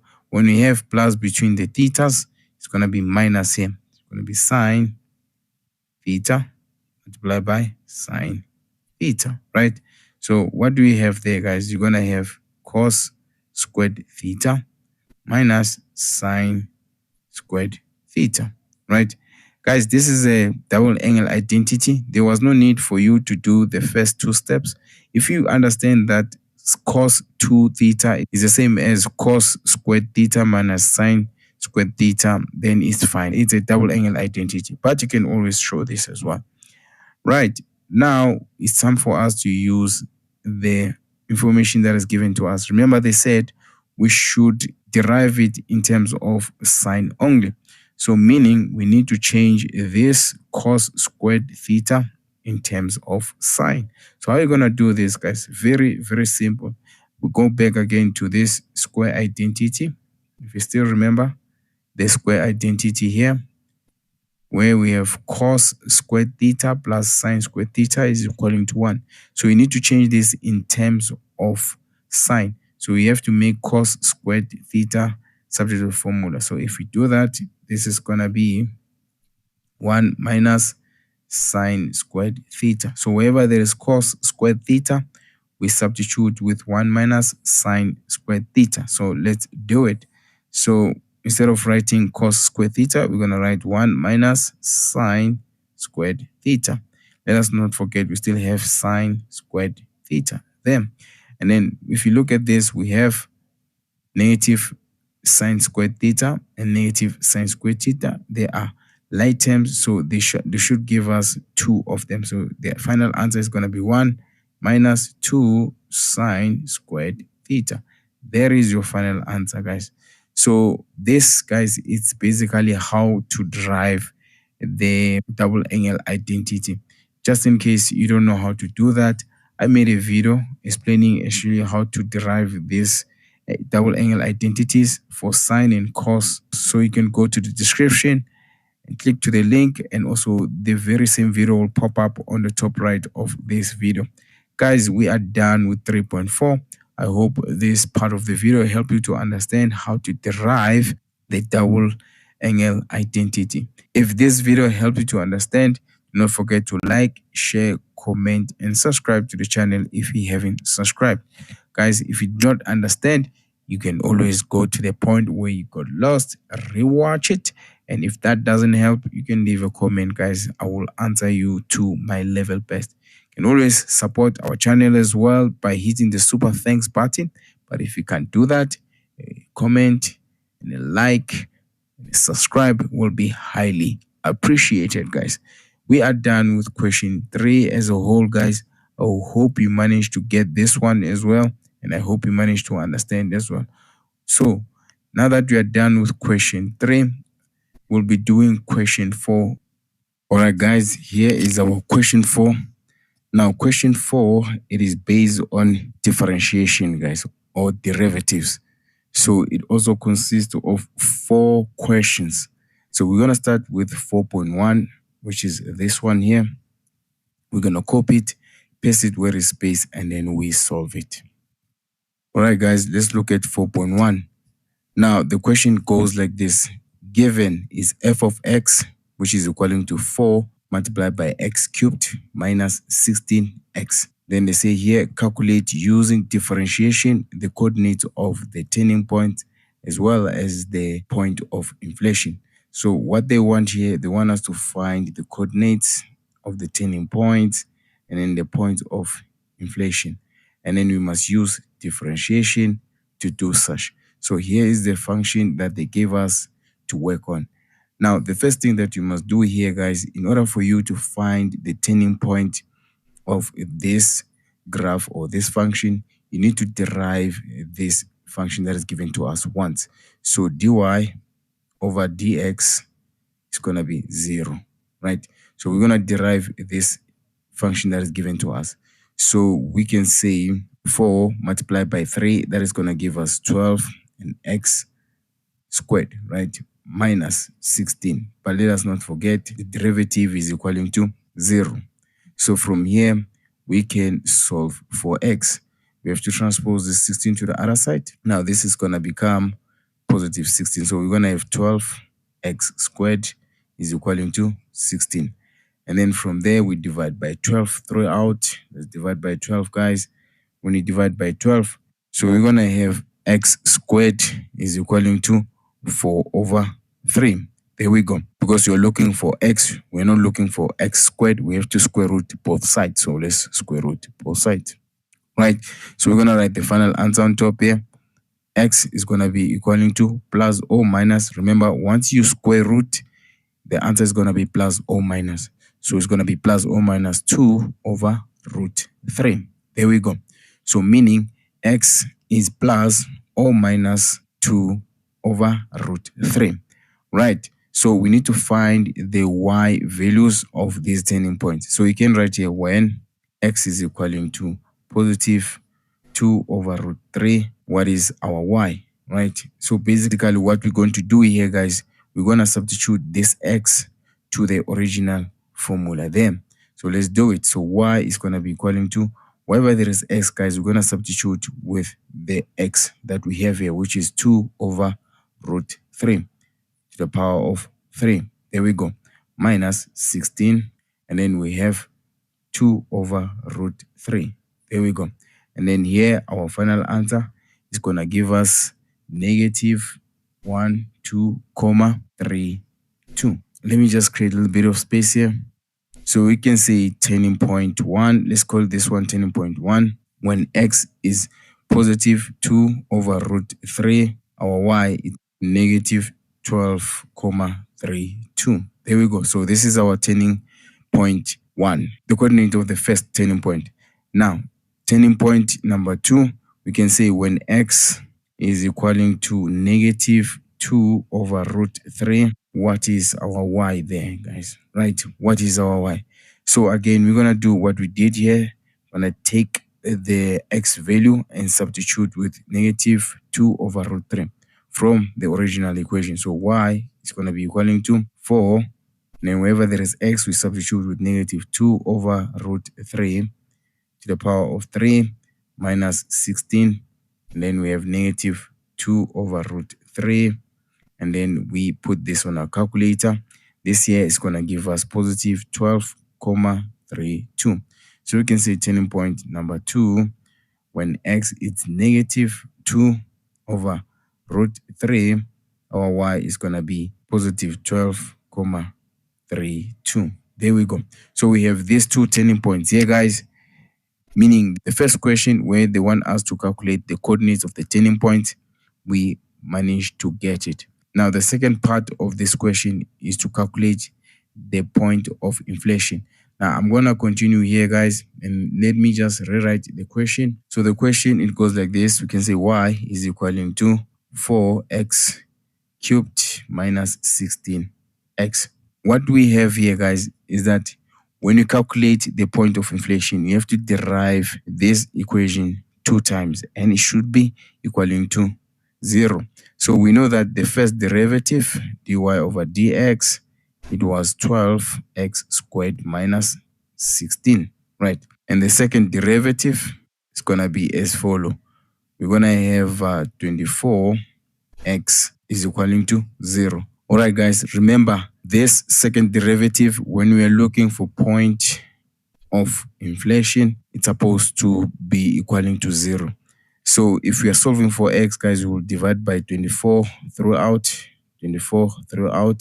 meaning our x here is going to be 0. Now it's time for us to find the y coordinate of the point of inflation. So when x is equaling to 0, what is y? That's the question that we have. So we're going to substitute the x value to the original. Always, guys, whenever you're looking for the y coordinate, make sure that you substitute the x value to the original equation. Okay, y is equaling to 4. Then wherever there is x, we put 0 because that's our x to the power of 3 minus 16 multiplied by 0. So y is also going to be 0. So point of inflation it's actually 0, 0. So that is your final answer, guys. I hope you managed to get this one. Really, it was not that difficult, guys. It needed you to understand how to calculate the turning point and the point of inflation and how to derive as well. Because in order for you to calculate the turning point, you needed to derive once and equate it to 0. And then when you calculate the point of inflation, you need to derive twice and equate it to 0. So the question here, guys, they never specified whether to distinguish which of these two turning points is supposed to be maximum or minimum. So if they don't ask you this, guys, it's best not to do it. Remember, time is not on our side. But if you have enough time, you can do it, guys. You can do it to distinguish between the two. Which one is maximum, which one is minimum. So, guys, I hope you managed to understand this. If it so happened that you didn't understand, do not forget to watch the video at the point where you got lost. And if that doesn't help, you can comment on the comment section. But at the same time, guys, if this video helped you to understand, do not forget to like, subscribe, share the video, and also comment if you have any comment on this video. All right, guys, we are done with 4.1. How about we do 4.2? All right, guys, let's look at 4.2. Here is our 4.2 here. I'm going to copy this question as well, paste it where there is space, and then we solve it. All right, guys, here is our 4.2. Now, the question is very simple here, guys. It goes like this: expand, open bracket, 2x plus 4, close bracket, to the power of half to 4 terms only. So what is needed for us to do here is to expand this expression here to 4 terms. Now, in order for us to expand this expression, we need to use the binomial theorem. All right, people. So the formula for binomial theorem, let me show you very quickly. We have x plus h to the power of n. When we expand it, the first term is going to be x to the power of n. The second term is going to be n multiplied by x to the power of n minus 1 multiplied by h.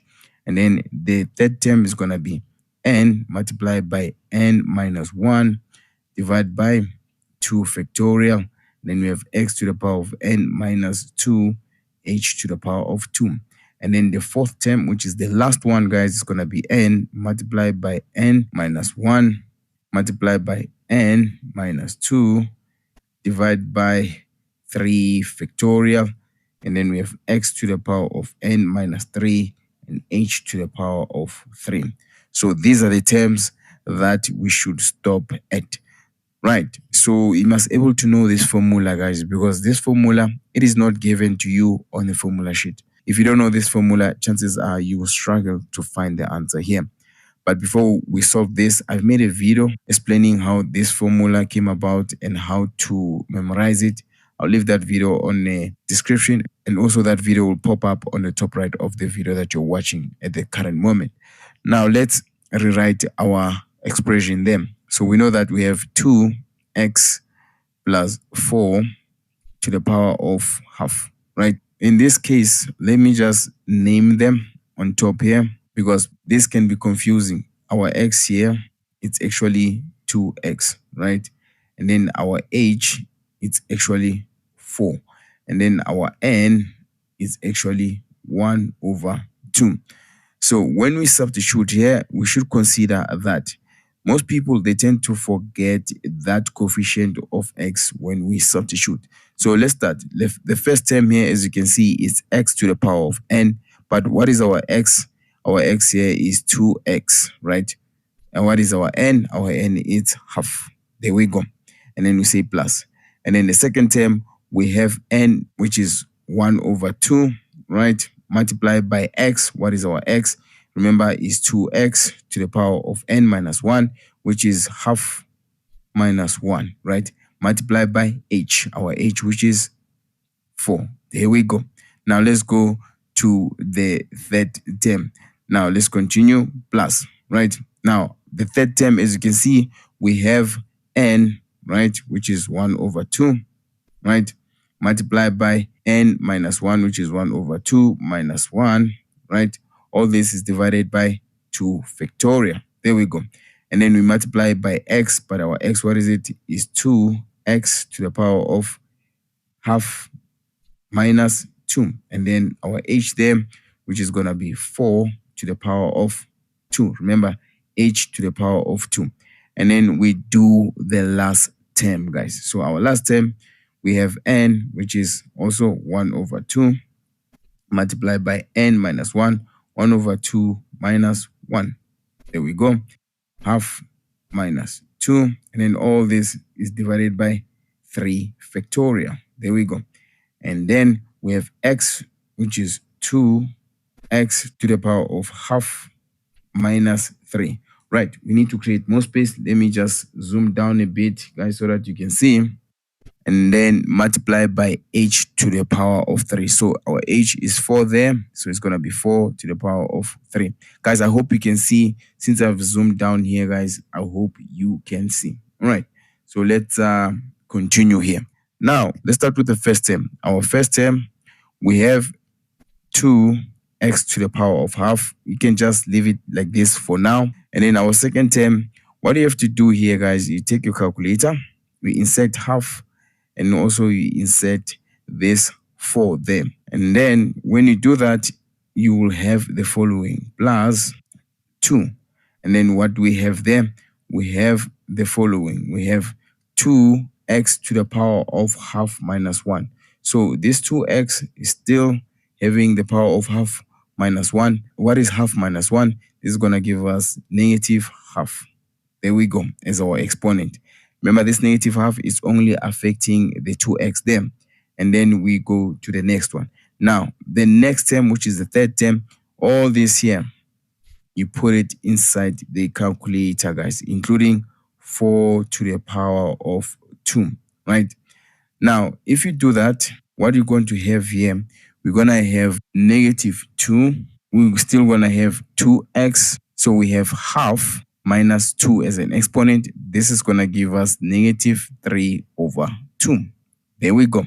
And then we do the last term there. So the last term, we're also going to take all of this, guys, all of this, put it in a calculator, and we multiply with 4 to the power of 3 there. Right. So if we do that, we're still going to have the following: plus 4, and then we still have this 2x. So 2x to the power of half minus 3, that is going to give us negative 5 over 2. There we go, guys. But we are not done. We need to simplify these ones further. So if you simplify them further, the first one, guys, we're still going to write it like this. Still fine. 2x to the power of half. There we go. The second one, we can change the exponents to be positive. We still have that 2 there on the numerator. And then the base here should go to the denominator, which is going to be 2x to the power of half, because our half is going to be positive now. And then we look at the third term, we have negative 2 as well. But then let's look at our exponent. Our exponent is negative 3 over 2. So we take the base there, which is 2x to the power of positive 3 over 2. There we go. And the last one, we're going to have 4, which is the numerator. And then let's look at the base there. The base is 2x, but our exponent is negative. So this is supposed to go to the denominator. So it's going to be 2x to the power of 5 over 2. Right. Now you can write this answer in terms of surds. Surds meaning in terms of roots. So let me create a little bit of space again, guys, so that you can able to see what I'm talking about here. I'm going to try with the bigger font here. So the first term, you can write it as root 2x, right? Remember, this half here as an exponent, it's affecting 2 and x as well, right? And then we say plus, right? We have 2 there on the numerator. And then what we're going to have here, we're going to divide by root 2x. There we go. And then we say minus. On the numerator, we still have 2. And then on the denominator, we have root, right, 2x to the power of 3. Right. And then we say plus, right? We have 4 there. And then on the denominator, we're going to have root of 2x to the power of 5. There we go. Right. We can even go further, guys, but this is the answer. We can go further because the last two terms there, the denominators, we have the power of 3 and 5. So we can simplify them. Let's look at the first term. We have 2x there, root 2x plus 2 divided by root 2x minus 2 divided by root. Now, if we remove the brackets there, 2 to the power of 3, this is going to give us 8. And then that is going to be x to the power of 3 plus 4. Then we divide them and then we say root. And then we know that 2 to the power of 5, that is going to give us 32. And then we have x to the power of 5. So there, guys, that is our final answer. I hope you guys managed to understand this one. It was a bit confusing, especially if you do not know how to use a calculator at the point where you substitute your values using the binomial theorem. Hopefully, you managed to use your calculator correctly, guys. Right? Again, my good people, if you didn't understand, go to the point where you didn't understand, rewatch this question, and also if that doesn't help you, leave a comment in the comment section. I'll try to help you to my level best. But if this video helped you to understand, my good people, do not forget to like, share, comment, subscribe to the channel as well. You can always support our channel by hitting the super thanks button. But if you can't do that, you can always like, comment, subscribe to the channel. All right, my good people, we are done with this question 4.2. Let's go and do 4.3. Right, my good people, let's look at 4.3.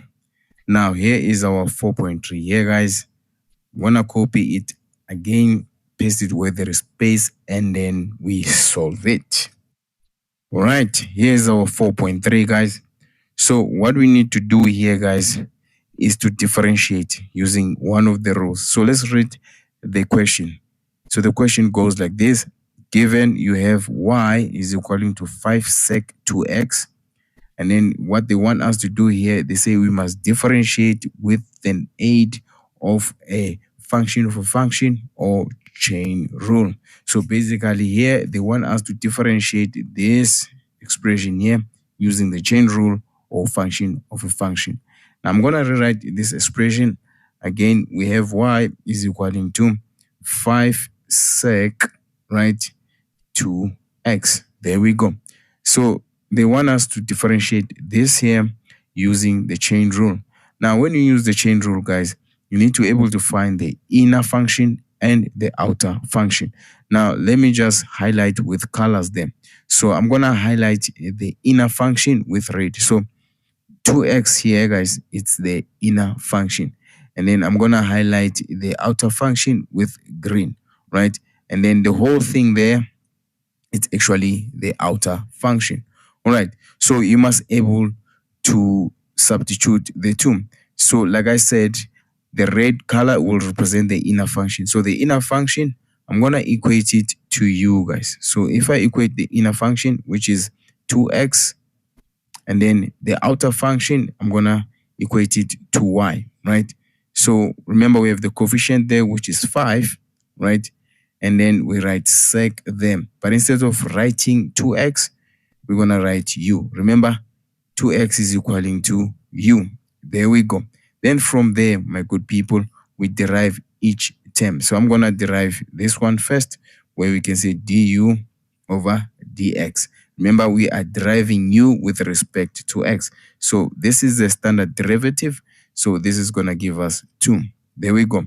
And then we derive the second equation, which is dy over du. We are deriving y with respect to u. So this is going to give us 5, right? And then the derivative of sec, my good people, it's sec u multiplied by tan u. Do not forget that, guys. This is there on the formula sheet. So make sure that you double check. The derivative of sec is there on the formula sheet. Now, the next step, guys, is to find dy over dx. So there is a formula for chain rule. I'm going to do it here. So when you find dy over dx, guys, you have to multiply du over dx with dy over du. There we go. So basically, you have to multiply these two equations and then you get your final answer. So let's continue. Du over dx, it's 2. Is this one here, guys, right? Multiply by dy over du, which is this one there. So multiply by 5 sec u multiplied by tan u. There we go. So if you say 5 multiplied by 2, this is going to give us 10. So multiply by sec. Instead of writing u, remember u is equaling to 2x. So this is going to give us 2x multiplied by tan 2x. Guys, this was free marks there, guys, right? These were free marks. Again, people, if it so happen that this chain rule, you don't understand it, I made a video. I'll leave that video in the description that explains the chain rule and the application of the chain rule. So go to that description and click the link, and also the video will pop up on the top right of the one that you're watching at the current moment. But if you understand, you can always like, share, comment, and subscribe to the channel if you haven't subscribed. If again, somewhere on this video you got lost, you can go to that point, rewatch it. And if that doesn't help, you can leave a comment in the comment section, guys. Guys, you can always support our channel by hitting the super thanks button. But if you can't do that, a like, a subscribe, a comment will be highly appreciated. I hope you managed to get this question. Really, it was not that difficult. We are done with 4.3. Let's go and do 4.4. Let's look at question 4.4. Now I'm going to highlight it here so that you can see it. So here's our question 4.4, guys. Again, this one, I am going to copy it, paste it where there is a space, and then we do it. All right, guys, let's look at 4.4. Now, 4.4, they want us to differentiate this polynomial. But this polynomial, it has 1, 2, 3, 4, 5, 6, 7 terms. So before we differentiate this polynomial, there is some lot of simplification required. So let's start by simplifying before we differentiate. Now let's look at the first term. Our first term, we have pi over 3 divided by x to the power of -3. So we can rewrite this one here as pi x to the power of 3 divided by 3, right? Because we cannot differentiate with x on the denominator. So if you take it to the numerator, it will become positive, right? The exponent. Now we go to the second one. We simplify it as well. We have e to the power of -4x. So we also need to take this e to the numerator. So we're going to write 3p, and then we have e to the power of 4x. Remember, the sign changes when the base go to the numerator or the denominator, depending where we are taking our base there. And then we have this third term. We have 1 over cosec 4x. Guys, we cannot differentiate with the trigonometric ratio on the denominator. So we need to use the inverses there. We all know that 1 over cosec x is equaling to sine. These are reciprocals, guys. Just in case you don't know much about reciprocals, I'm going to leave the video on the description, and the very same video will pop up on the top right of this video that you're watching here. So we can change this into sine 4x. There we go. And then we have the following there, which is negative ln over pi over 8. So this is supposed to be over 8. Guys, you can write this as minus, right? 8 ln x over pi. There we go. And then we have 10 to the power of 6x minus cos 3 pi plus 9tx. All right, guys, we are done simplifying each and every term here. So it's time for us to differentiate. So dy over dx is going to be equaling to, let's look at our first term. Our first term is the standard derivative. Remember, we multiply by the exponent, which is 3 there, and then we multiply the coefficient, which is our pi, and then we have 3 minus 1, and then we divide by the 3 there. There we go. And then minus the second term, it's exponential because our x is exponent. So we're going to multiply the 4, the coefficient of x, with our coefficient of the base, which is 3p. And then we Also multiply e to the power of 4x, and then we introduce ln, and then our base there is e. There we go. And then we look at our third term, which is positive sine 4x. Now, this is a trigonometric ratio. So we're going to multiply by the coefficient of x, in this case, which is 4. And then the derivative of sine, we know that is going to be cos. But let us not forget to write 4x there.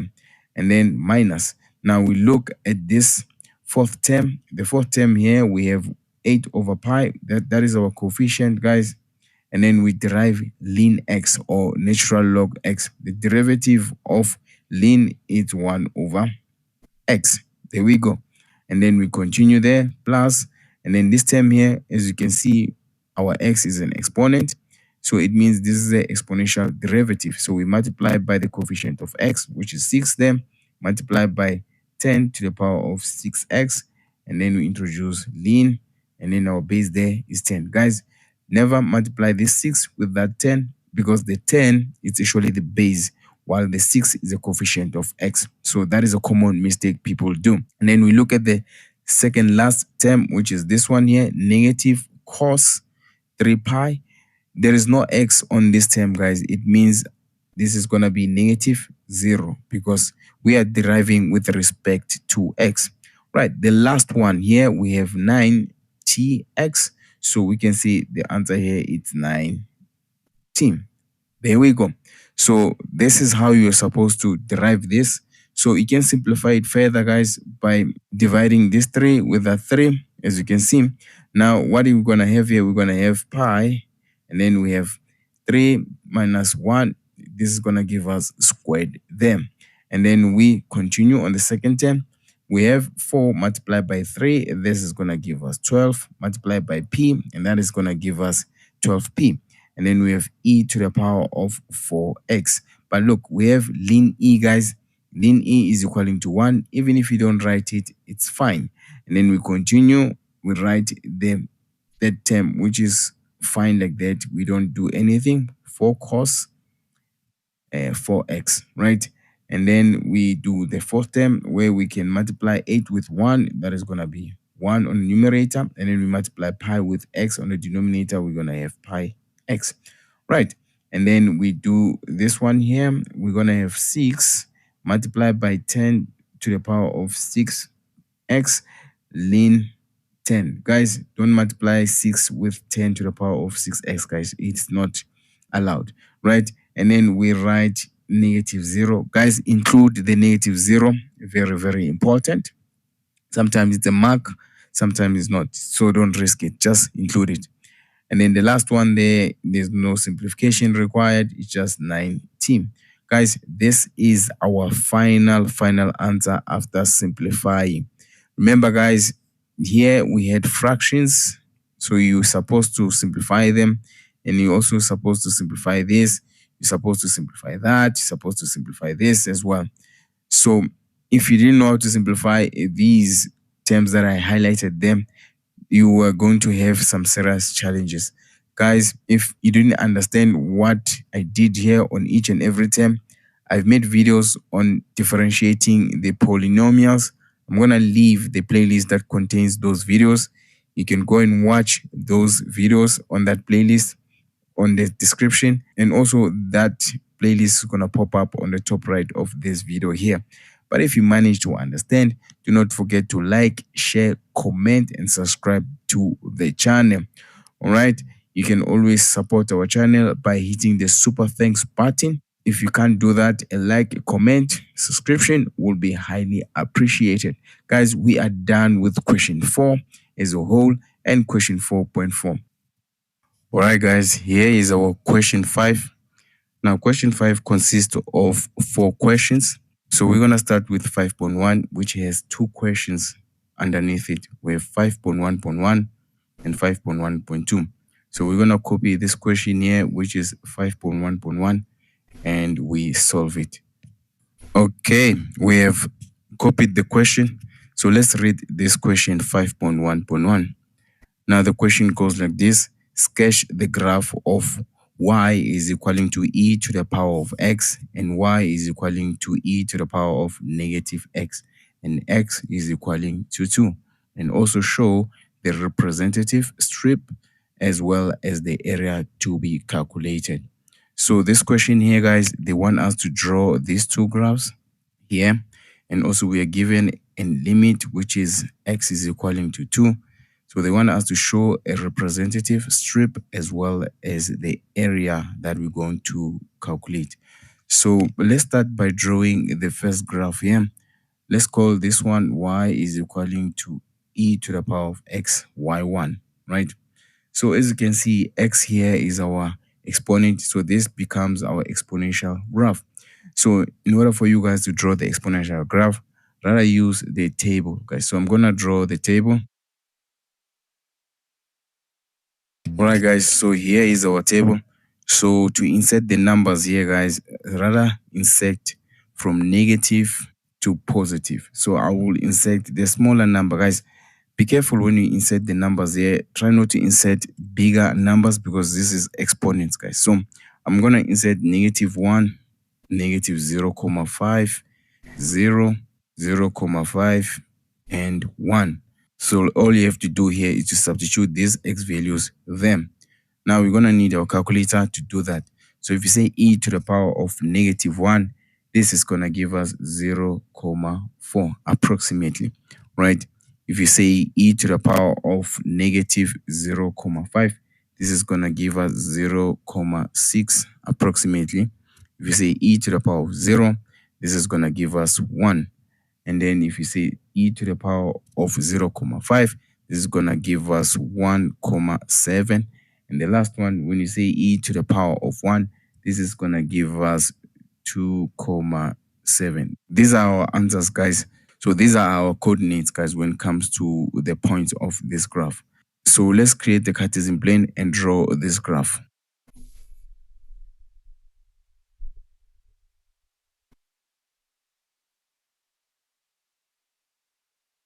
All right, guys. So here is our Cartesian plane. So we need to plot our graph based on our coordinates there.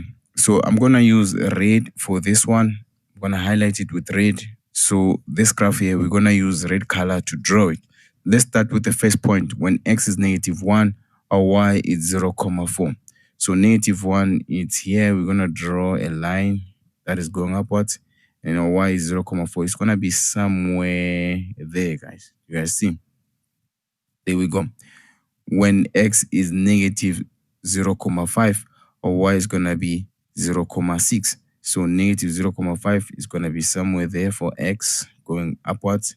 And then our y is going to be positive 0.6. So it's somewhere right above 0.5 for y. So this is going to be our point.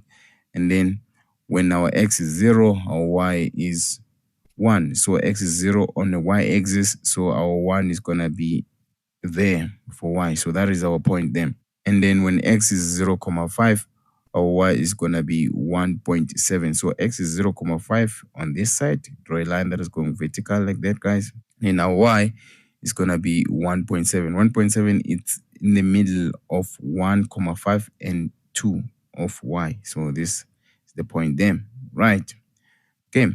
And then the last point, when x is 1, our y is going to be 2.7. So you draw a line that is vertical. Don't forget, guys, you just draw a fainted line that is vertical going upwards. There we go.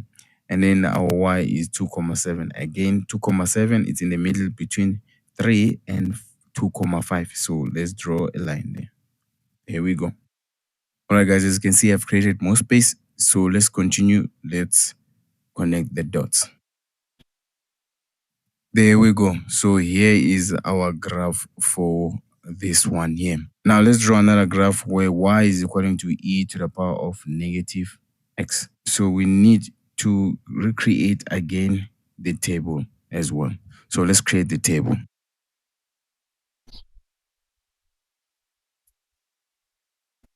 All right, guys, we have done with the table for this one. We're still going to insert the very same x values for this graph. So we're going to insert -1, -0.5, 0, 0.5, and 1. There we go. Then from there, we're just going to substitute. So this time around, things are different. As you can see, we have negative there. So our values are not going to be the same as the first one. So let's do it. When we have -1 as our x, when you substitute to our formula there, it's going to give us positive 2,7. There we go. When you have x as negative half, this is going to give us positive 1,7. There we go. For y, when x is 0 or -0, our answer here is going to be 1. And then when our x is positive 0,5, this is going to give us 0,6. And when our x is 1, it's going to give us 0,4. There we go, guys. So these are coordinates for this graph here. So we're going to indicate this graph using the green color to show that it's a different graph. So let's plot the graph. So let's look at the coordinates here. The first coordinate, when x is -1, y is going to be positive 2,7. So x is -1 here. You draw a line that goes up, up, up, up, up, up.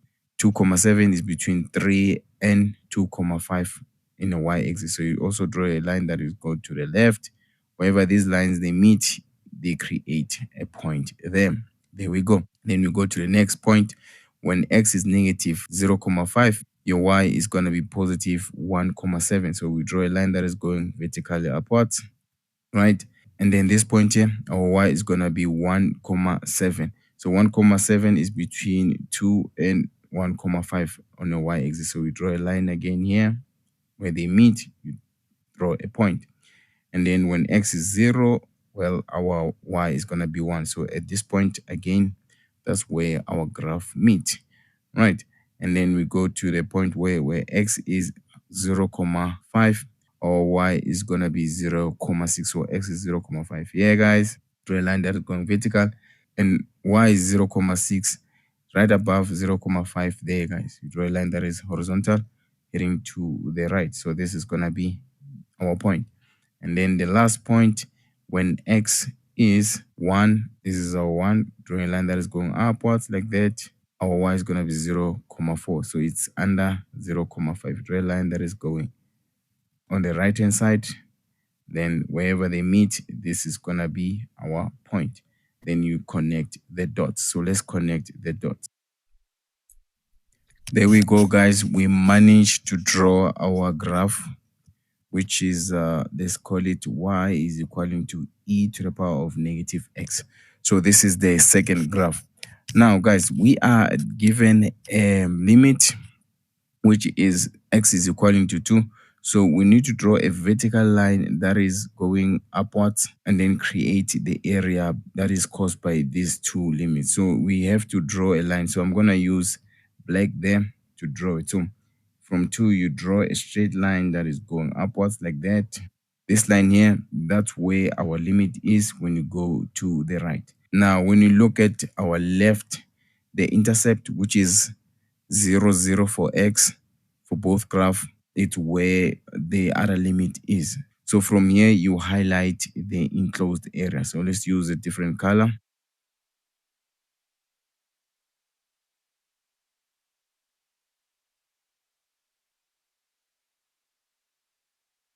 Alright, guys, we are done indicating the area. As you can see, I share it in blue there.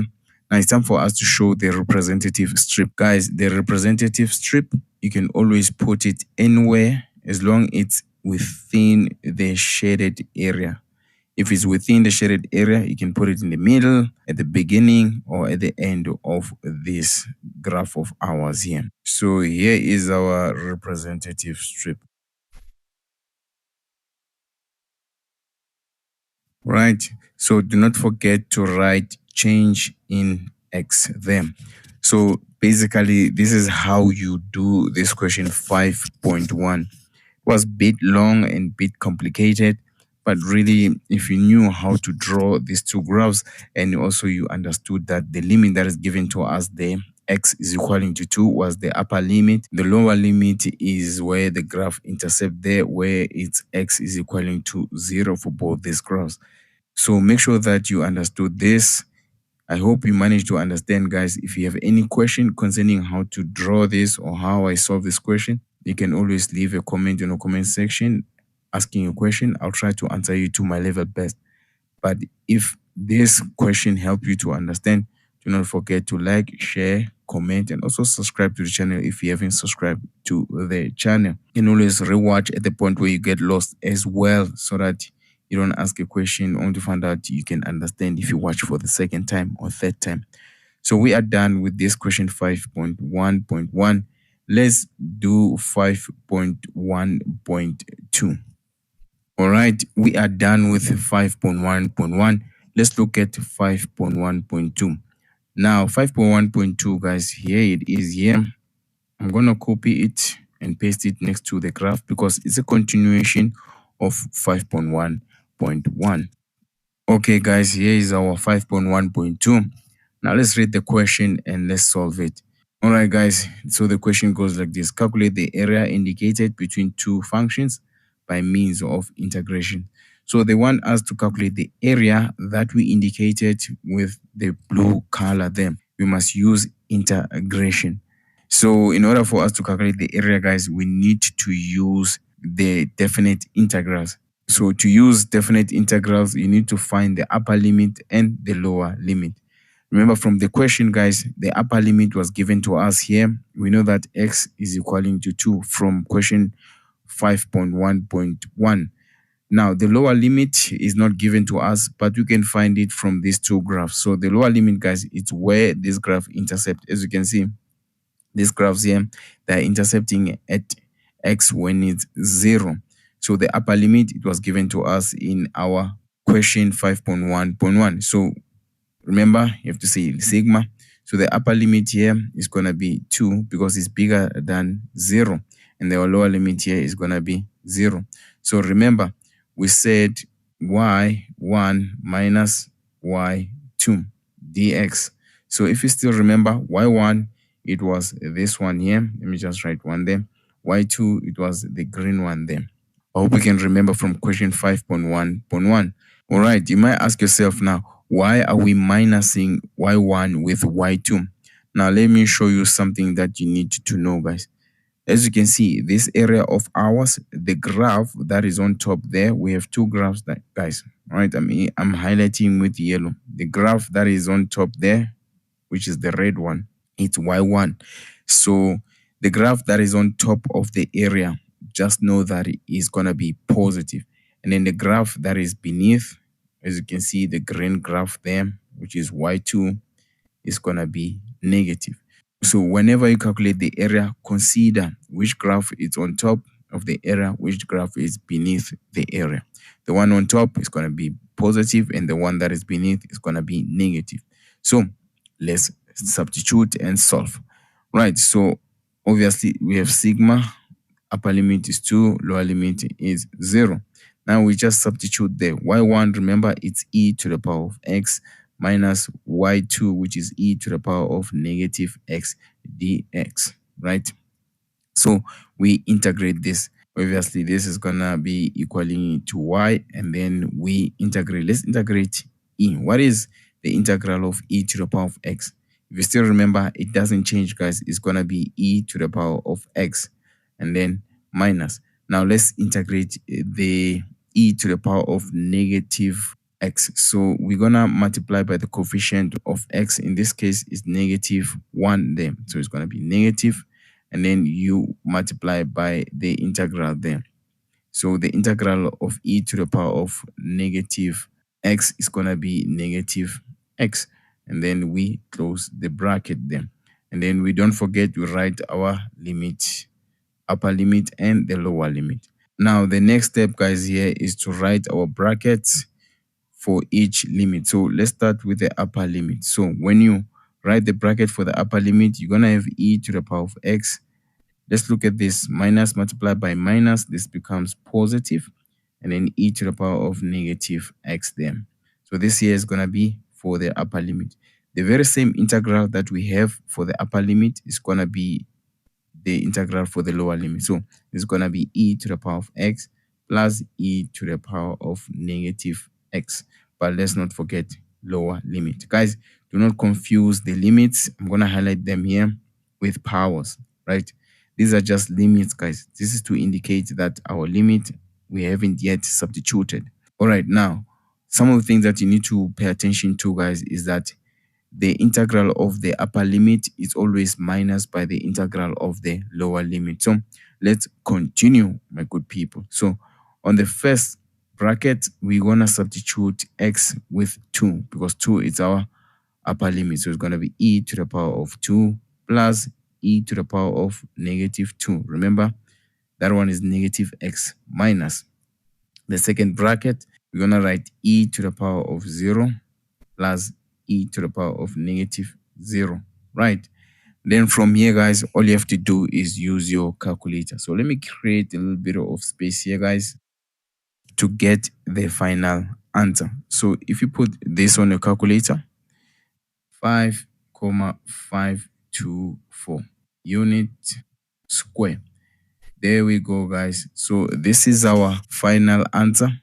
I hope you managed to get this one, guys. This question, it looked a bit challenging, but really it was not.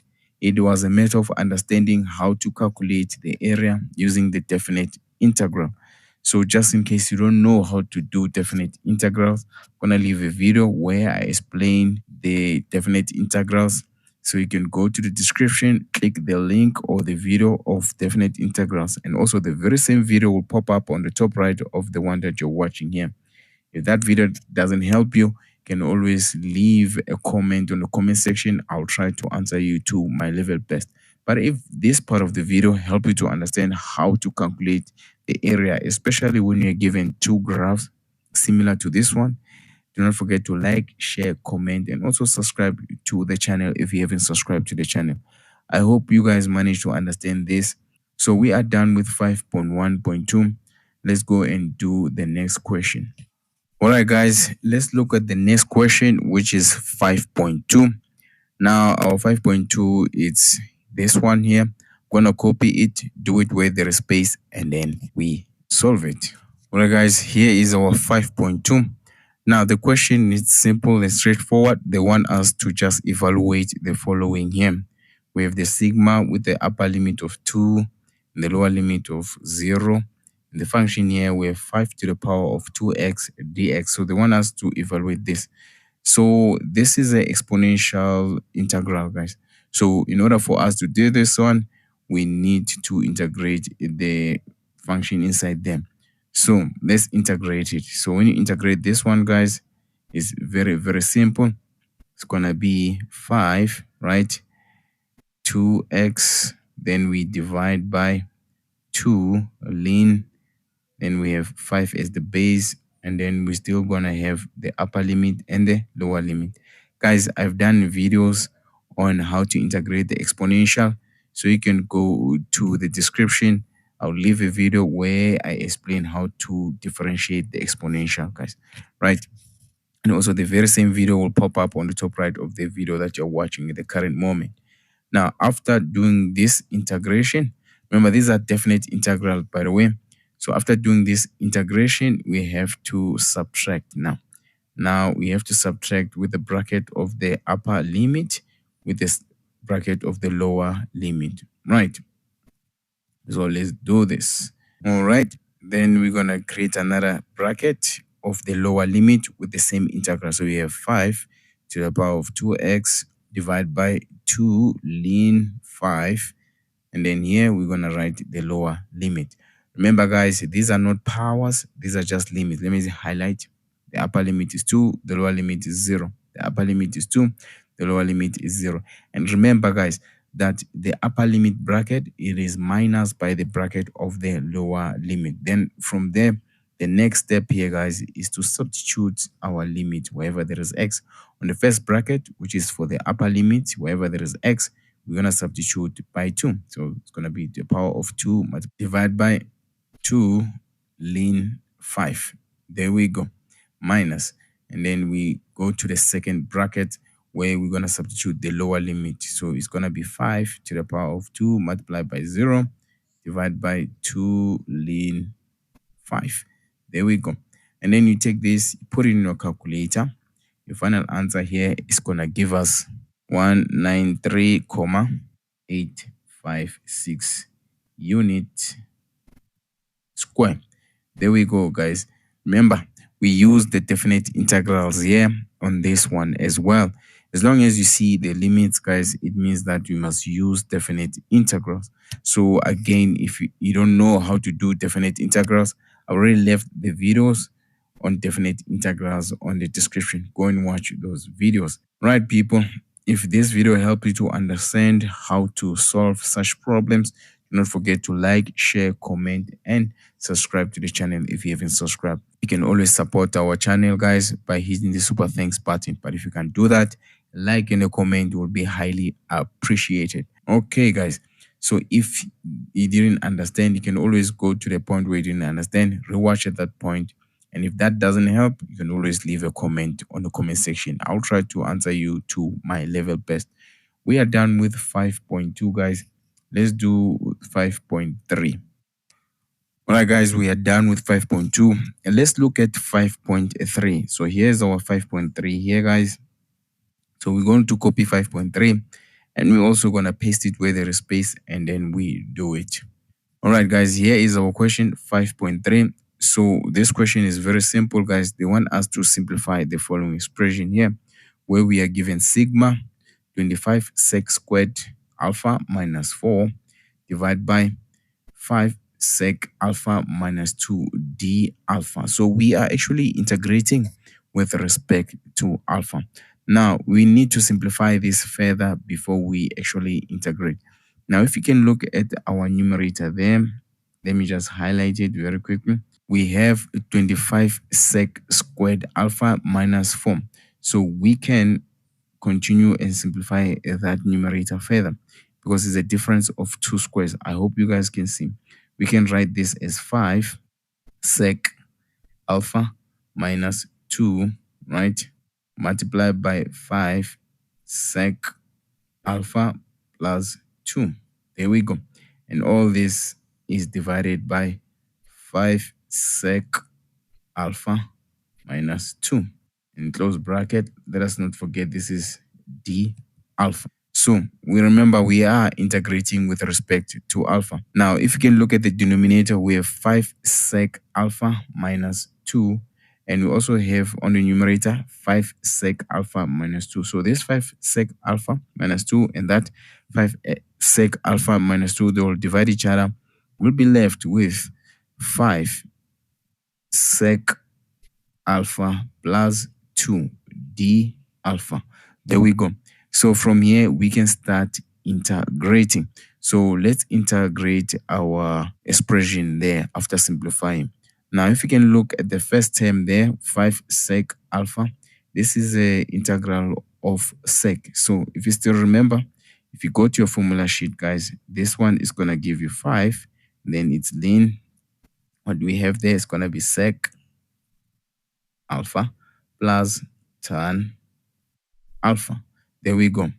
Plus, since we are having a constant here, remember when you are integrating the constant, guys, you just multiply that constant with the variable we're integrating with respect to. In this case, we are integrating with respect to alpha. So it's going to be 2 multiplied by alpha. So it's 2 multiplied by alpha. Since this is not definite integrals, these are indefinite integrals, our final answer we must write plus c. So this is actually how you integrate this question here. It looked difficult, but really it was not difficult, guys. So we are done with this question. I hope you managed to understand this question. Really, in order for you to solve this question, you first require to simplify the question and then you integrate. Then the integration of sec, guys, it's there on your formula sheet. So you all you have to do here, it was to substitute these values.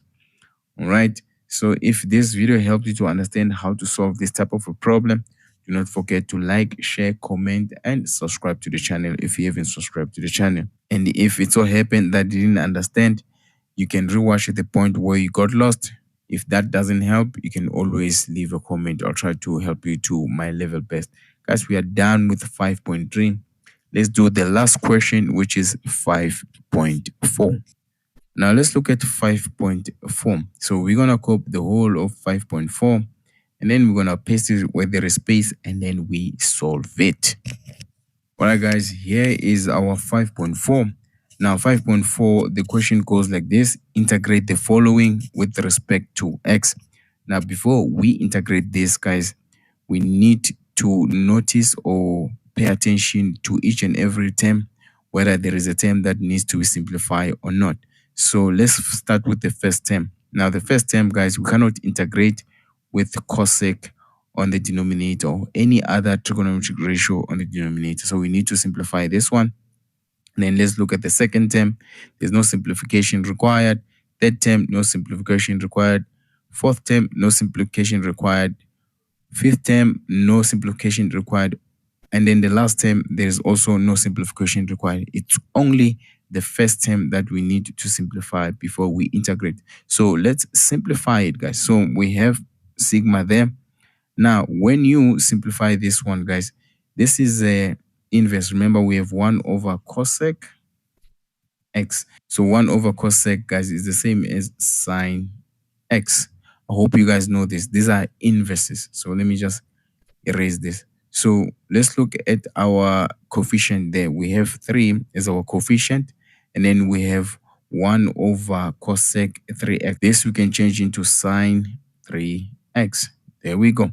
Minus 7 multiplied by 2 to the power of 3x plus 2 pi multiplied by e to the power of 2x plus 10 to the power of negative 2x plus 3 pi divided by 6p minus cosec x multiplied by cot x.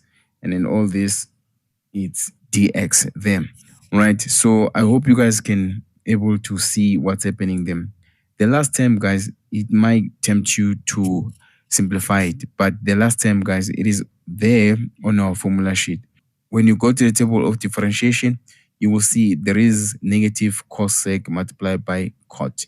Remember, differentiation is the opposite of integration, right? So, but anyway, let's start here. Let's start with the first term. Rather equate this to y. Let's start. So we have the coefficient of 3 there, but the integral of sine here, guys, we know that is going to be negative cos 3x. And then we divide by 3. Now let's do the second term. We have minus 7 multiplied by 2, 3x.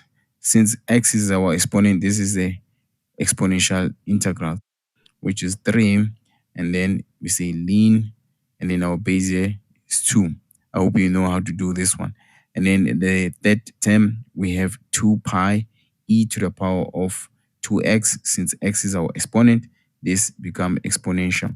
So we have 2 pi e to the power of 2x, but we have to divide by 2, the coefficient of x, and then multiply by ln e. There we go.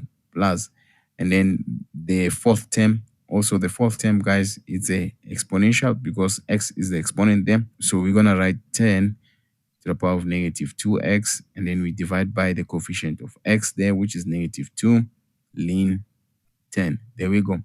Then we say plus the fifth term. So the fifth term, guys, as you can see, we do not have x, so it's a constant. Remember, when it's a constant, we multiply by the variable, which in this case, the variable, it's x. So we can just write 3 pi x divided by 6p. Right, now let's look at the last term, guys. Our last term, as you can see, we have minus cosec x multiplied by cot x.